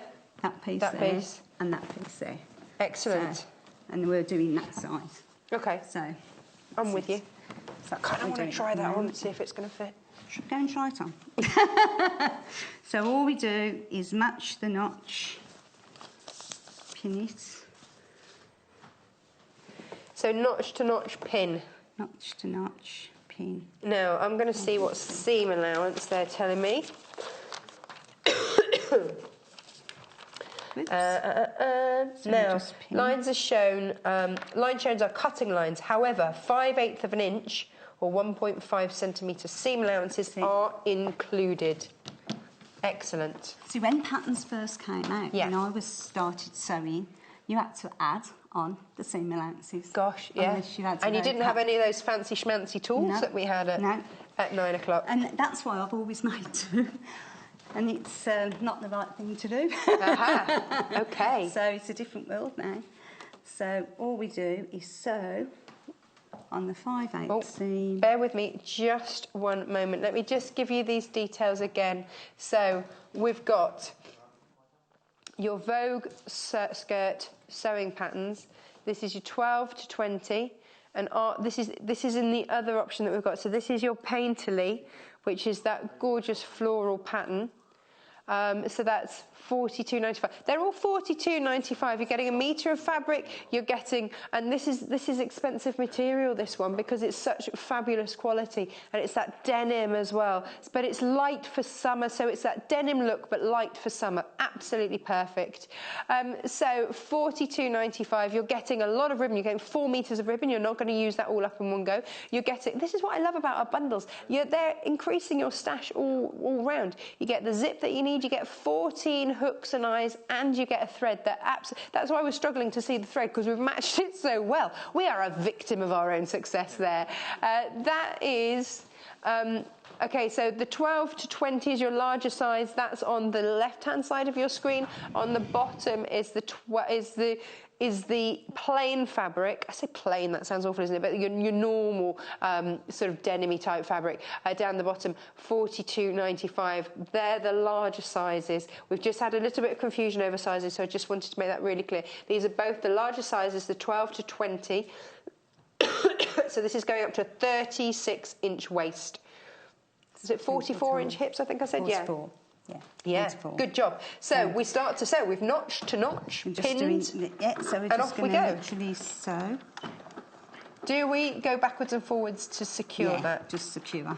Because in quilting we don't always, because we don't want that extra bulk. But in sewing we do. So I've just got the pins, just pinning it. If you're a bit inexperienced, you'd normally tack it. I've gone off a bit there. Let me get that pin out. But tacking is up to you, isn't it? If you want to take that time to do it, then To be honest, I am going to do a bit of tacking, Right. and I'll show you why. Okay. And that's to do with the curve. Right. Okay, so normally I'd go back and, in fact, I ought to do it that way there. So let's see. What I'll do is I'll just go back and just. No, this happens to me. If you veer off with your seam, it doesn't matter. It doesn't matter how many times you sew it, as long as the final line is where you want it to be. As long as you haven't gone into the actual fabric. If you haven't done enough of the seam, that's easy to fix. Yeah. In fact, some people do that. I know some people who do that on purpose to then fit it. To fit it. Yeah. So. That's it. So that's number 1 to 2. Now, do you need to normally, press that? We'd press that open. Would you like to press that? It's here, ready for you. Sorry, there you Natasha. go. There are quite a few panels in this. Yep. Here we go. So that's panel 1 and panel 2. So we've got. You can see all the panels in there. And we can show you on the inside of the skirt as well, actually. This is very handy to have. Was it difficult to keep track of all of these? No. That's it. So we're doing... Which bit we're doing, Janis? 1, that bit. 2, and then the 3. So we've sewn that bit to that bit. That's it. That's where we're at. We've sewn so this is that now to that. What we're attaching here. So this is going to give you the shape of the skirt. Of the side. Yeah. So because it's that silhouette, isn't it, of that beautiful, elegant pencil skirt. And that's what this is creating. So this is really lovely. Without it having to be a skin-tight affair. Yeah. So it's just going to glide over down. any, and that's the shape in here. Anything. Like I say, with Vogue, you get the cut. You love a bit of Vogue, don't you, Janis? Yeah, they're well worth the money. And you've got, because they are often your preference, does that make it easier? Is it then that you get used to their terminology? Yes, you do. That's the thing? Yeah. So all we do now is pin down here, and you join in that circle there. You've done some tailor tacks. So, yeah, I've done my tailor tacks. What is that going down to? Why do you need a tailor tack there? Just do it to there. Is that just a marker to show where you finish? That's where you finish that. So like you had your notches there to go notch to notch. You go tailor tack to tailor tack there. That's it. And then we're going up to here. Now this is the curve where it needs a bit of shaping. So what you do first of all... Hey, it's all the wrong way around. Pin it, but it's right sides together. Yes. Right? Yes. So then what we do then, we're going to go around the curve. Now this is where you've got to be careful, and the pins need to be closer together. Okay. And this is where I tack. Right. Because you're going round a curve, you've got to match the top of the notch there to that notch there. You can see what I mean. So it's that what you're matching. Oh, your tailor there tack to there. that. So you tailor. Okay, so yeah, let's so just show. So tailor there's your tack tailor that. tack there, and you've got to match it to that tailor tack And there. we're matching it to there. There, like that. So we're going to match it to that. But then you've got this curve. So do you pin that tailor tack to tailor tack and then attack the curve? And then attack the curve. So if you've got the curve there, and we've got to get that to match together. So it's like a puppet's we mouth. have to do littler. I do more pins here. Right. And this is where I tack down or base down. So just to keep it close, because it's so easy to get a crease of fabric here when you're going round the curve. Oh, don't want so that. if you take it a bit at a time, and then we tack it. If you're experienced and you don't need to tackle all the way down or baste all the way down, you only need to do it round here. Do you know what I mean? Around the sticky bits. And this is where your seam ripper comes in on that machine to push these creases out. Right. Now sometimes you will do it wrong and it will pucker. Right. And it kept happening to me. Well, it happened to me on a couple of occasions yesterday. Naughty puckering seam. Yeah. What do you do about it? You just undo it with your seam ripper. Right. And just keep doing it until you get it right, really. Or, do you know what I mean? So just take your time with it. Take your time. Yeah, that's the key, I And think. that's what it is about sewing. You've really got to take your time. Now, if you look, see that there? Oh, that would be a pucker. So that, I will just, and what you do is fold it round your fingers. And this is where we're saying you need to tack. Oh, that's a nifty little thing. So because that's the shape that it's going to. It's going to go shape. round the body in that So direction. fold it round your fingers to try and get rid of that. And that's gone. You see that? That's so clever. So now what I'm going to do is just tack and baste only to there where the pins are. Okay. Because then that you can just do on the machine if we just put another pin in there. Oh, that's brilliant. Okay. So we did. Oh, no, you see, I love earlier. this. You've gone for the classic denim orangey-yellowy colour. Yeah. I like that. I like that. So whilst Janis gets ready to tack, let me give you the details again of the skirt. So if you're after the lovely painterly fabric, $42.95 there. It's not just the fabric. Now, this is a fabulous quality fabric. It's there or thereabouts. It's anywhere between, I can't remember if it's 11 or 12 pounds per half a metre. You're getting a full metre in here. Then on top of that, you get the pattern, which has got 6 different versions. So it's effectively 6 different patterns in there. And you get the hook and eyes, your zip, your thread, 4 metres of ribbon. You're making classics. We're talking classics here. So whether you're super tall like me, and that's why you need to be making your own, whether you're the opposite end of the scale, and you want to have that flare, you've got that option. This is going round this chest, isn't it? Oh, yeah, Yeah, my grandchildren has it. Oh, have they? Yeah. Yeah. Silly, naughty cough. Here we go. So there are your different options. It comes in, so the flared one, well, they both come in 3 different lengths, basically. So if you're super tall like me, you might be going for that one. If you want to flash a bit of knee, then maybe go for the shorter one. It depends. Well, it's lovely, isn't it? It gives you that option. It does. Now, also, the basting I've done is tiny, well, they're not tiny, but they're not big basting stitches. right. Because, again, you need it to just hold it. To really hold that fabric. Yeah. And then the then pins you come take out. your pins out. But if you're confident, you can just put it on the machine. But even as an experienced sewer, don't do it. Because I did it the first time and I had to take it out, so not worth it. It doesn't, cutting corners sometimes it's just not worth it, is it? You still have to. So this is your finished skirt. That's in the long one. At some point I will actually try that on and see if that fits. And that's going to fit, you know. There or thereabouts. If I hadn't have had that Easter egg, it might well.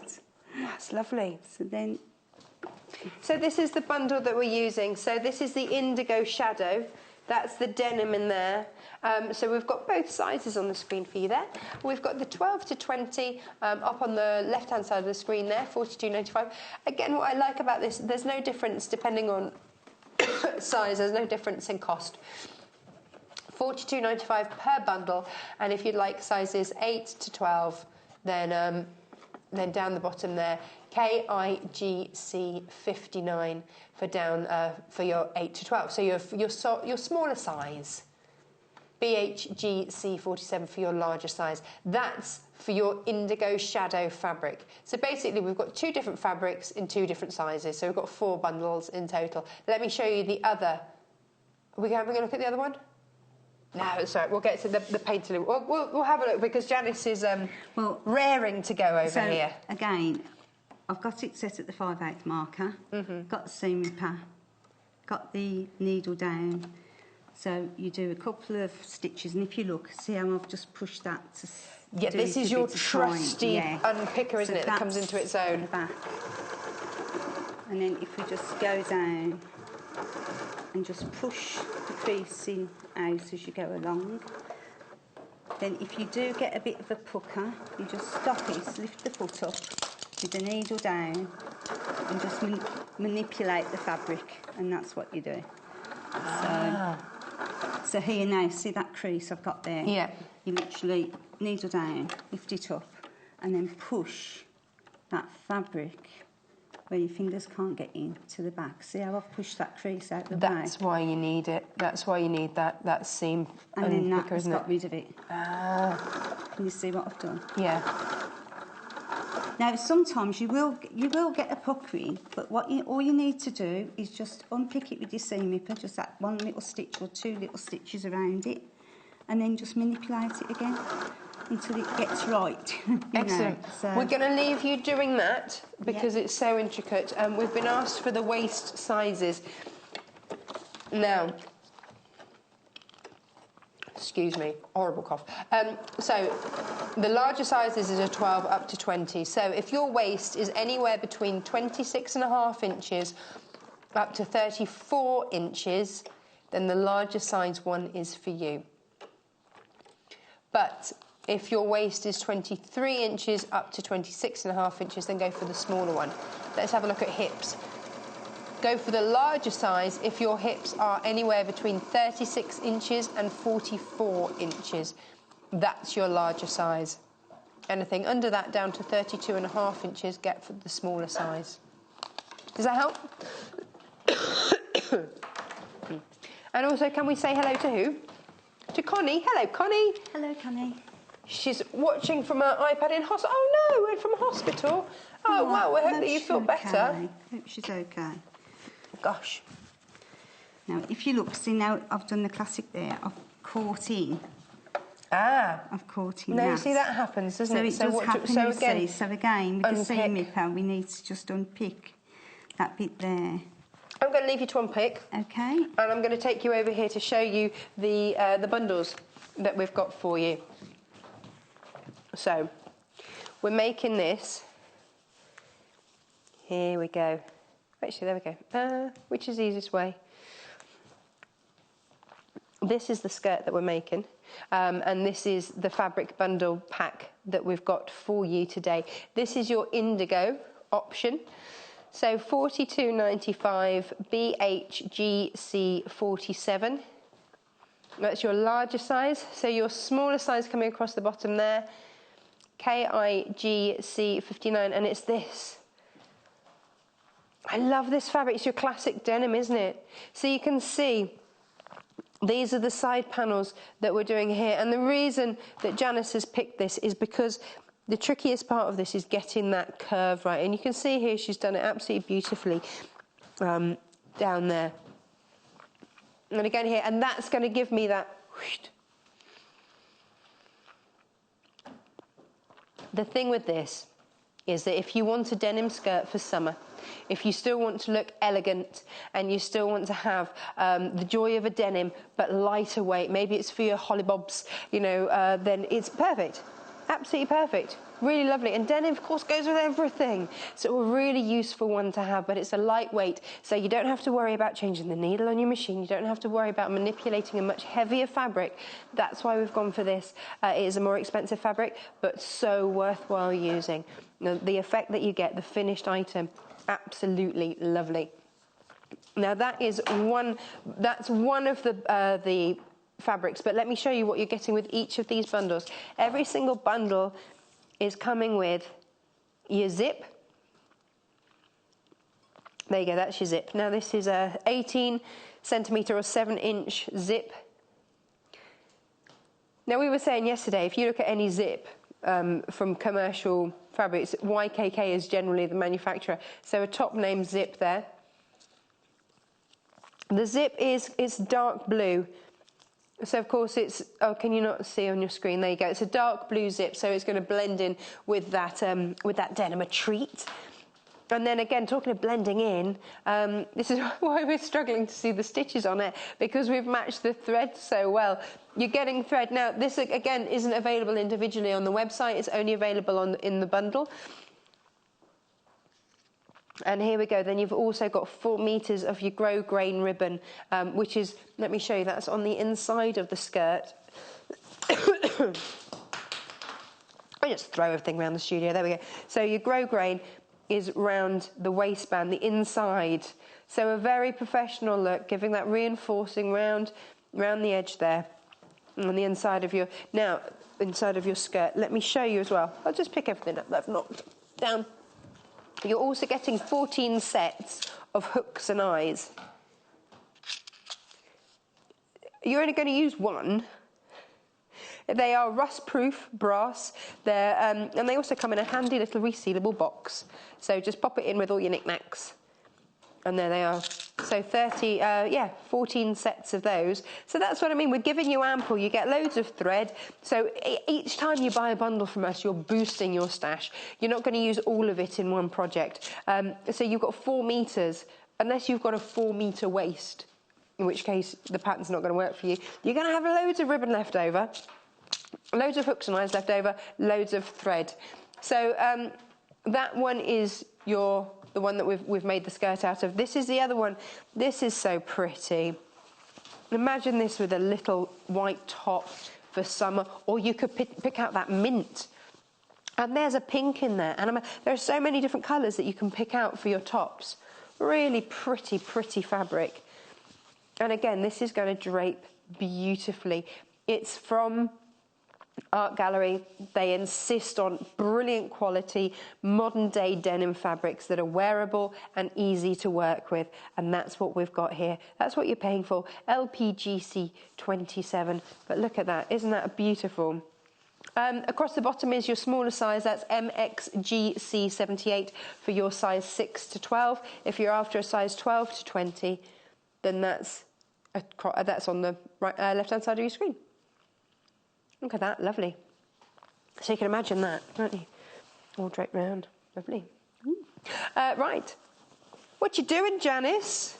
Well, I've just fixed the error. Very creased up. So what we're doing now, if you see the curve.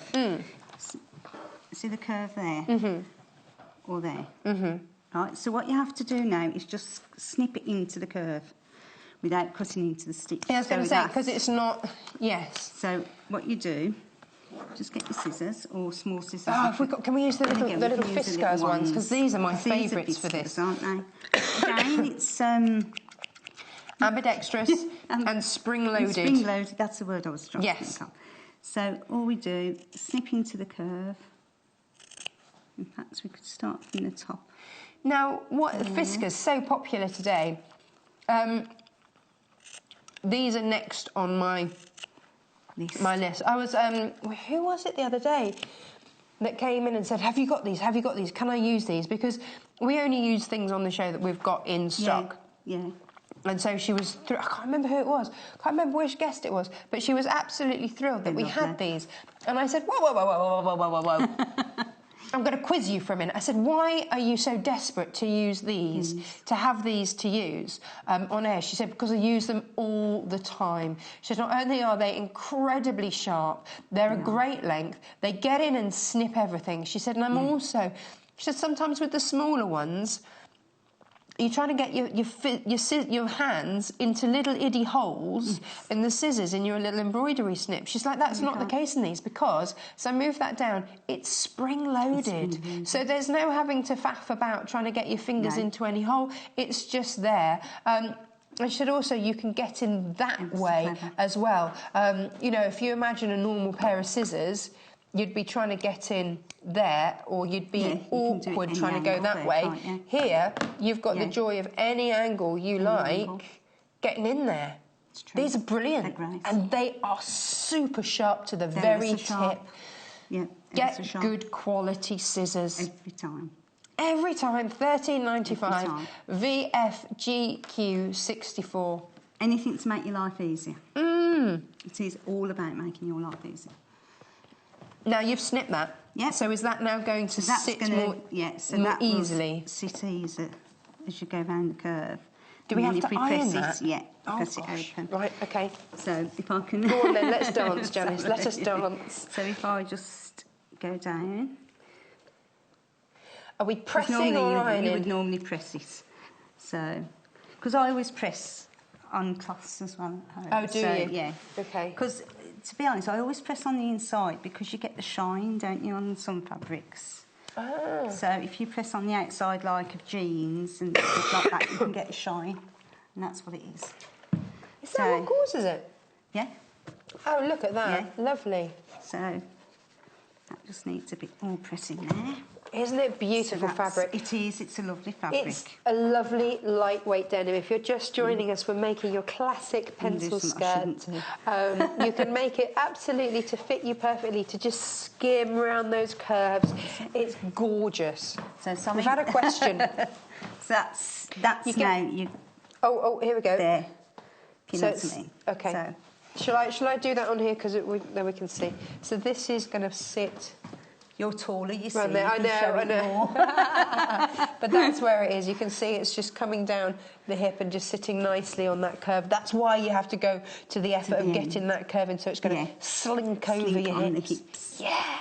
So, and then what you have to do then is that's your pattern piece number 5. Right. That is then attached on the side. Okay. So I'm attaching now number 5 to the other side.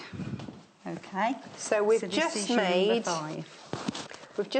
this, and we're now going to attach it to this. That's it. So, and if you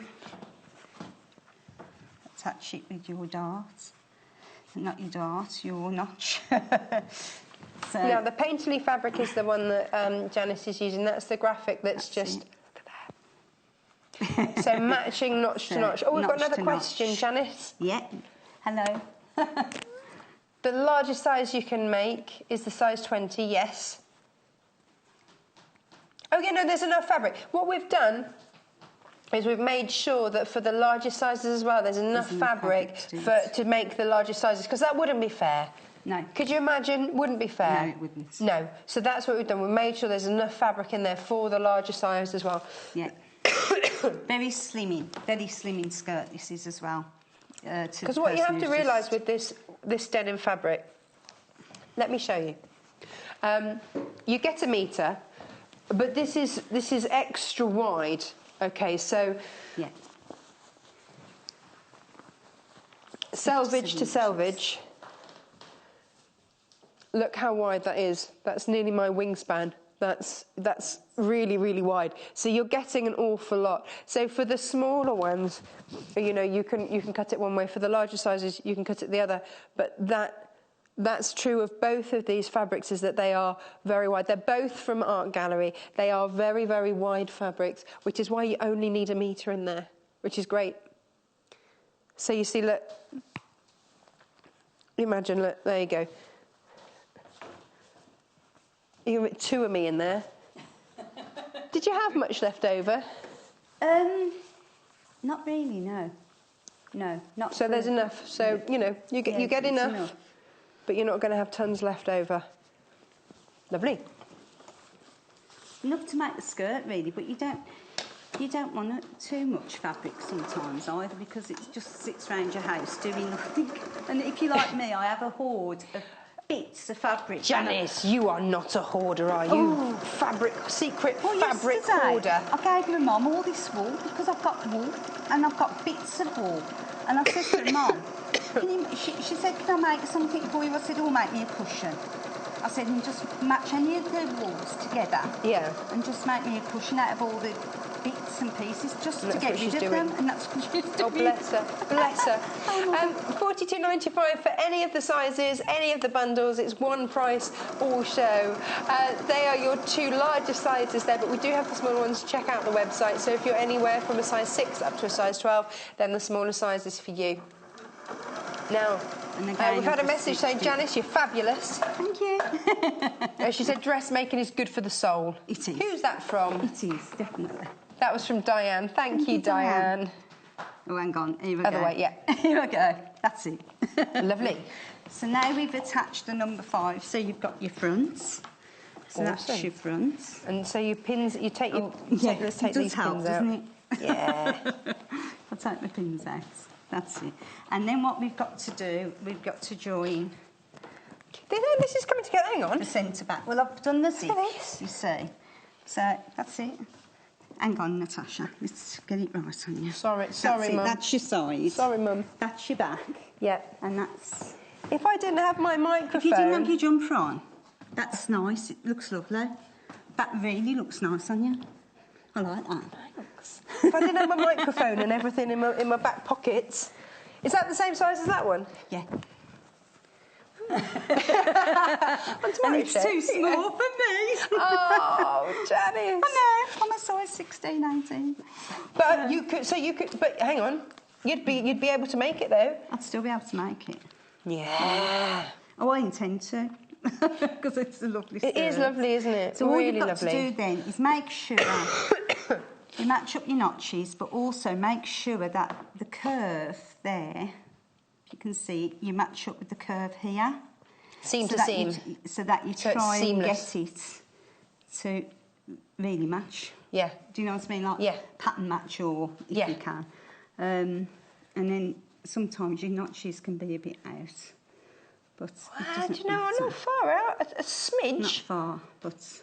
But with a little bit of careful manipulation, it's pretty spot on. Yeah. I'll try to be. Well, you know, yeah. I'll try to be. How many years have you been dressmaking? Too long. I've lost count, to be honest. 1 or 2? 54, take away 12. 42. Wow. 40, 54. Gosh, just casual maths here on the sewing course.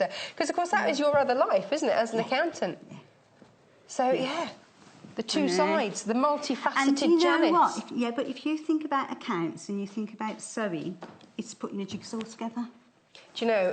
this is putting a jigsaw together. I used to teach maths. I used to love jigsaw as a child. Yeah, my son does too. And if you like jigsaws, you'll take things apart and put them together it's again. It's how your mind thinks, isn't it? Yeah. And maths accounts is a jigsaw, and so is this. It's a jigsaw.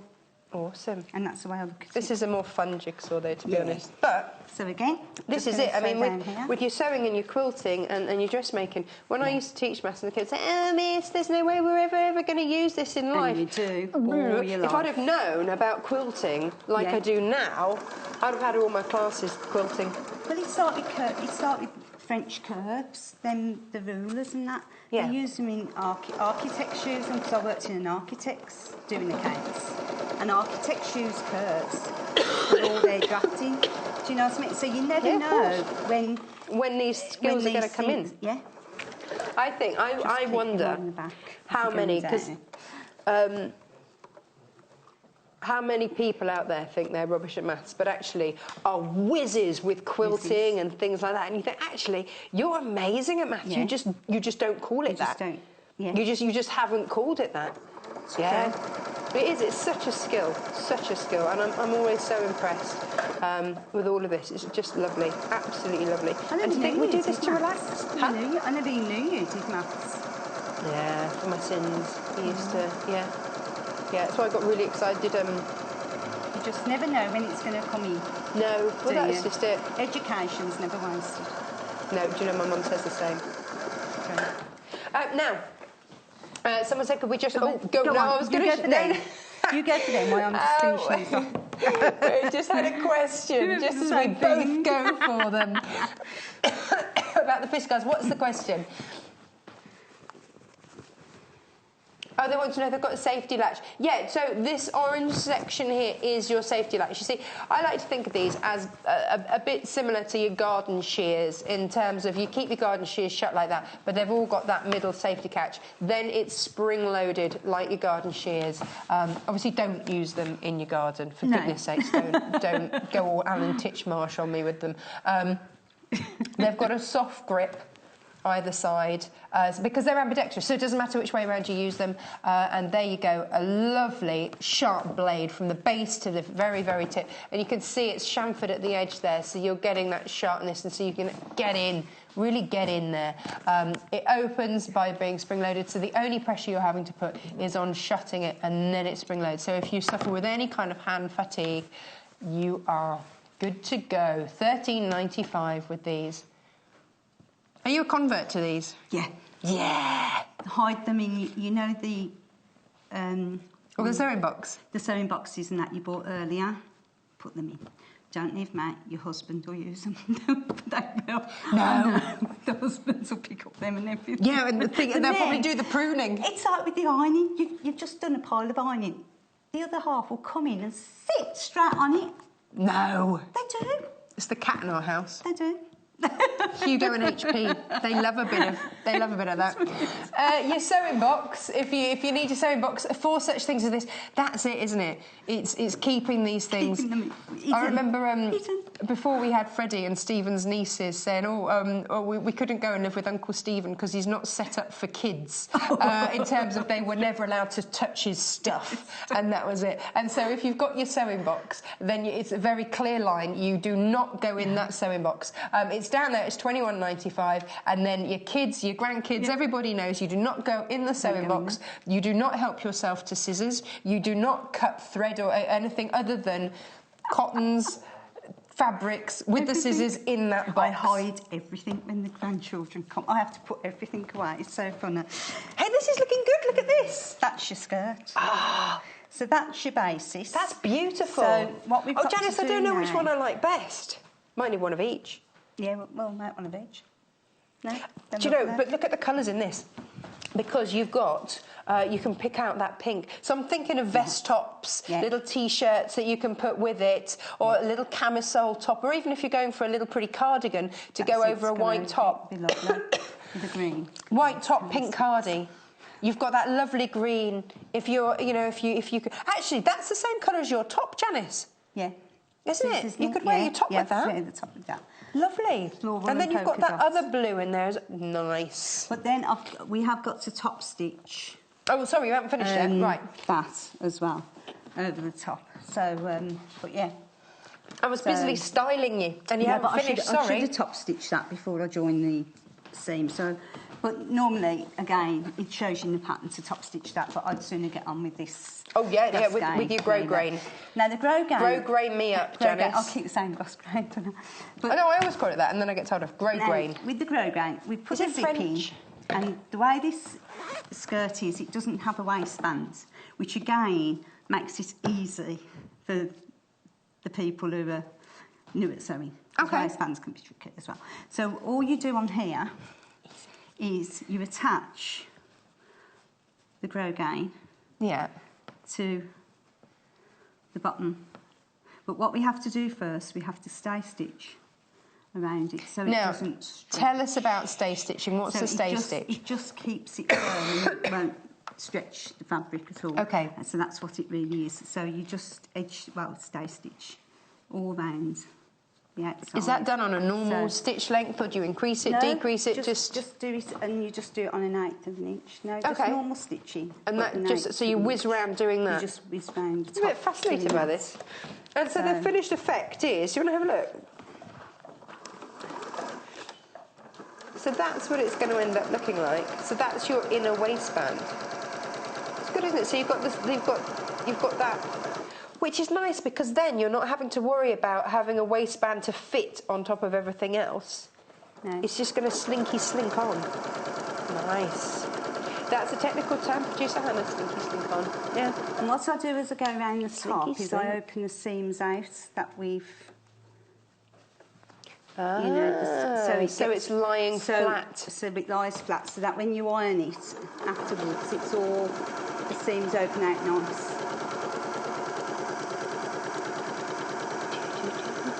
So it's just an 1/8 of an inch. Yeah. Sorry, I'm caught on camera trying to see if this is going to fit me. This colour that I was sneakily trying on when they changed the camera angle and caught me trying it on is down the bottom there. That's your indigo shadow fabric. It's so pretty. This can go... You see, this is the joy of the pencil skirt, isn't it? This goes seamlessly from day to night. Just change your heels, change your top, bit of jewellery, boom, night time. Hello, cocktails. Here I come. And never dates. Never dates. And you can wear it as a daytime skirt, nighttime skirt, like you say. Just never dates, does it? No, it doesn't date. I thought you said wear it on your date. No, it never dates. But you can wear it on your date as Some well. dating advice from Janis. Wear your pencil skirt. Nice. Well, I used to when I first... Because don't forget, these came out when I was young. I always wore pencil skirts. Did you? Mm-hmm. I loved them. You slinky minx, When they you. came out. Yeah. Definitely. So we've stay stitched the top Yeah. in that colouring. Okay.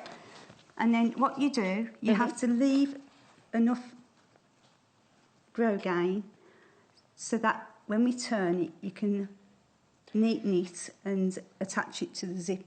Oh. So you just leave about 5/8 or... So what about this edge there? How does What that... happens, what you do first, we attach this and then we trim that down afterwards, after you've sewn it. So So I'm doing not it. your traditional hem then? No, it trims it down afterwards. But what again, I'd overlock that. Do you know what I mean? I'd overlock that normally. Oh, would you? Or you could So you could zigzag it just to neaten. Just to neaten it. Have you done? Oh, Yeah, I haven't done it on there, to be honest. I did it as the pattern said. Yeah. Where you just cut it down. Excellent. You don't have to get anything extra. Our bundle has everything in it. It's got the grow grain ribbon, 4 metres of that. You're going to have loads. You can make loads of skirts with the ribbon. Obviously, you need extra material. So you've got your ribbon. You've got 14 hooks and eyes. You only need 1. You get your zip, you get your material, you even get your thread. The thread is matched perfectly to this, so that actually, because this is kind of beginner plus, then it means that it's going to hide any wonky stitching because you're not going to notice it so much. Whereas if you'd have done it in a bright orange or yellow sort of traditional denim like, it's really there. And if you feel confident, of course, you can do that. So 12 to 20 is on your screen in the Painterly. That's this beautiful fabric that Janis is working with here. $42.95. All of the bundles the same price, $42.95. This is the indigo shadow. And I think it does kind of give that shadowy, doesn't it, as you move it. But that's how denim is made. It's got a dark thread one way and a white thread the other, and that's how it's woven together. That's what gives it its classic denim finish. So again, normally what you do as well, you just you base this down just so that it doesn't move. But on the show, and also it gives you a cutting gauge in the pattern, right? To do work to. Okay. But what's a cutting gauge? I did use that yesterday. What's a cutting gauge? The actual length of what you use for the length of the grow gauge. Oh, okay. But I used it yesterday, and it didn't really work. See that? Oh, right. Yes. So, and I did use it, but because you have such a lot in the pack, you might as well just do it like freestyle that. Freestyle it. And then I guess they're thinking for people who've just bought just bought a metre or whatever, and so don't have that if it goes wrong. That flexibility. Because you've got so much, because you don't want to be disappointed, because otherwise you have a bit of a waste. And I did waste it yesterday. It really annoyed me, even though it wasn't. I can't still waste. And it did annoy me yesterday, so I thought on the show I'm going to explain that. You're not going to cut it? I'm not going to do it like that. I'm going to actually So they've been overly generous then with the pattern, haven't they? Not generous enough with the pattern, but with this. Yeah, that's what I mean, yeah. Yeah, I know what you meant, yeah. For that bit, sorry, I wasn't clear. So, in order to get this $42.95 LPGC 27 for the painterly that Janis is working on now, that beautiful floral paint effect, giving a little different twist to that beautiful summer weight denim fabric. Art Gallery Fabrics are dedicated to bringing in every yardage that they sell top quality fabrics, top quality cottons with a modern twist, and I think that's what's really showing here. We're bringing a modern twist to that absolute classic, your classic denim, your classic pencil skirt design, but with a beautiful wearable fabric. Beautiful. Yeah. And then what you have to do then is just machine. And you've got a guide there. Yeah, follow the line of the stitch. Follow. Perfect. So you just machine on the top of the skirt. Yes. And then you're going to fold it in and then top stitch. Oh, down and there. that top stitch is going to keep it from flipping up, isn't it? Yeah. Nice. I'll just do that. We are nearly out of time. We've got a minute and a half left. Where has this morning gone? Oh, let me just show you the fiskars again. We've had another question about the fiskars. Here we go. So, for anybody that is after a pair of fabulous little snips from Fiskars who've been making blades since the 1600s, here we go. You've got a blade that is sharp, tip from base to tip. Look at lovely sharp tip on there, chamfered as well, so you can really get in and get those awkward snips. It's got a safety catch there so that they don't come away. Think sort of garden shears, that's how that design is. Spring loaded, so the only pressure is down, and nice and soft grip there. $13.95, pop it in your basket. So if I can just, because we are running out of time, if I can just show you what I did to finish it Oh, off. bear with me, I've got to give you tomorrow's menu before we go. Noodle head bags. Whatever that is, I can't wait to find out. So then unicorn bedroom set, very much excited about that. Dressmaking with Jennifer. And then we've got Natasha's fabric finds. Guess it's me in tomorrow then, isn't it? That's going to be good. So, thank you so much. We are out of time yet again, but thank you. That's lovely. Lots of fun today. Thank you so much for joining us. Join us again tomorrow at 8 o'clock. Bye-bye. Sewing Quarter is at the very heart of sewing as we bring you all things sewing and quilting. The team behind us live and breathe sewing day to day. We strive to bring you exclusive offers, exciting live demonstrations, and most importantly, we will custom cut fabric to your specification in our very own cutting room. We will also be bringing you TV exclusives that you won't be able to find anywhere else. So come and join us today at the Sewing Quarter. Welcome to the Sewing Quarter.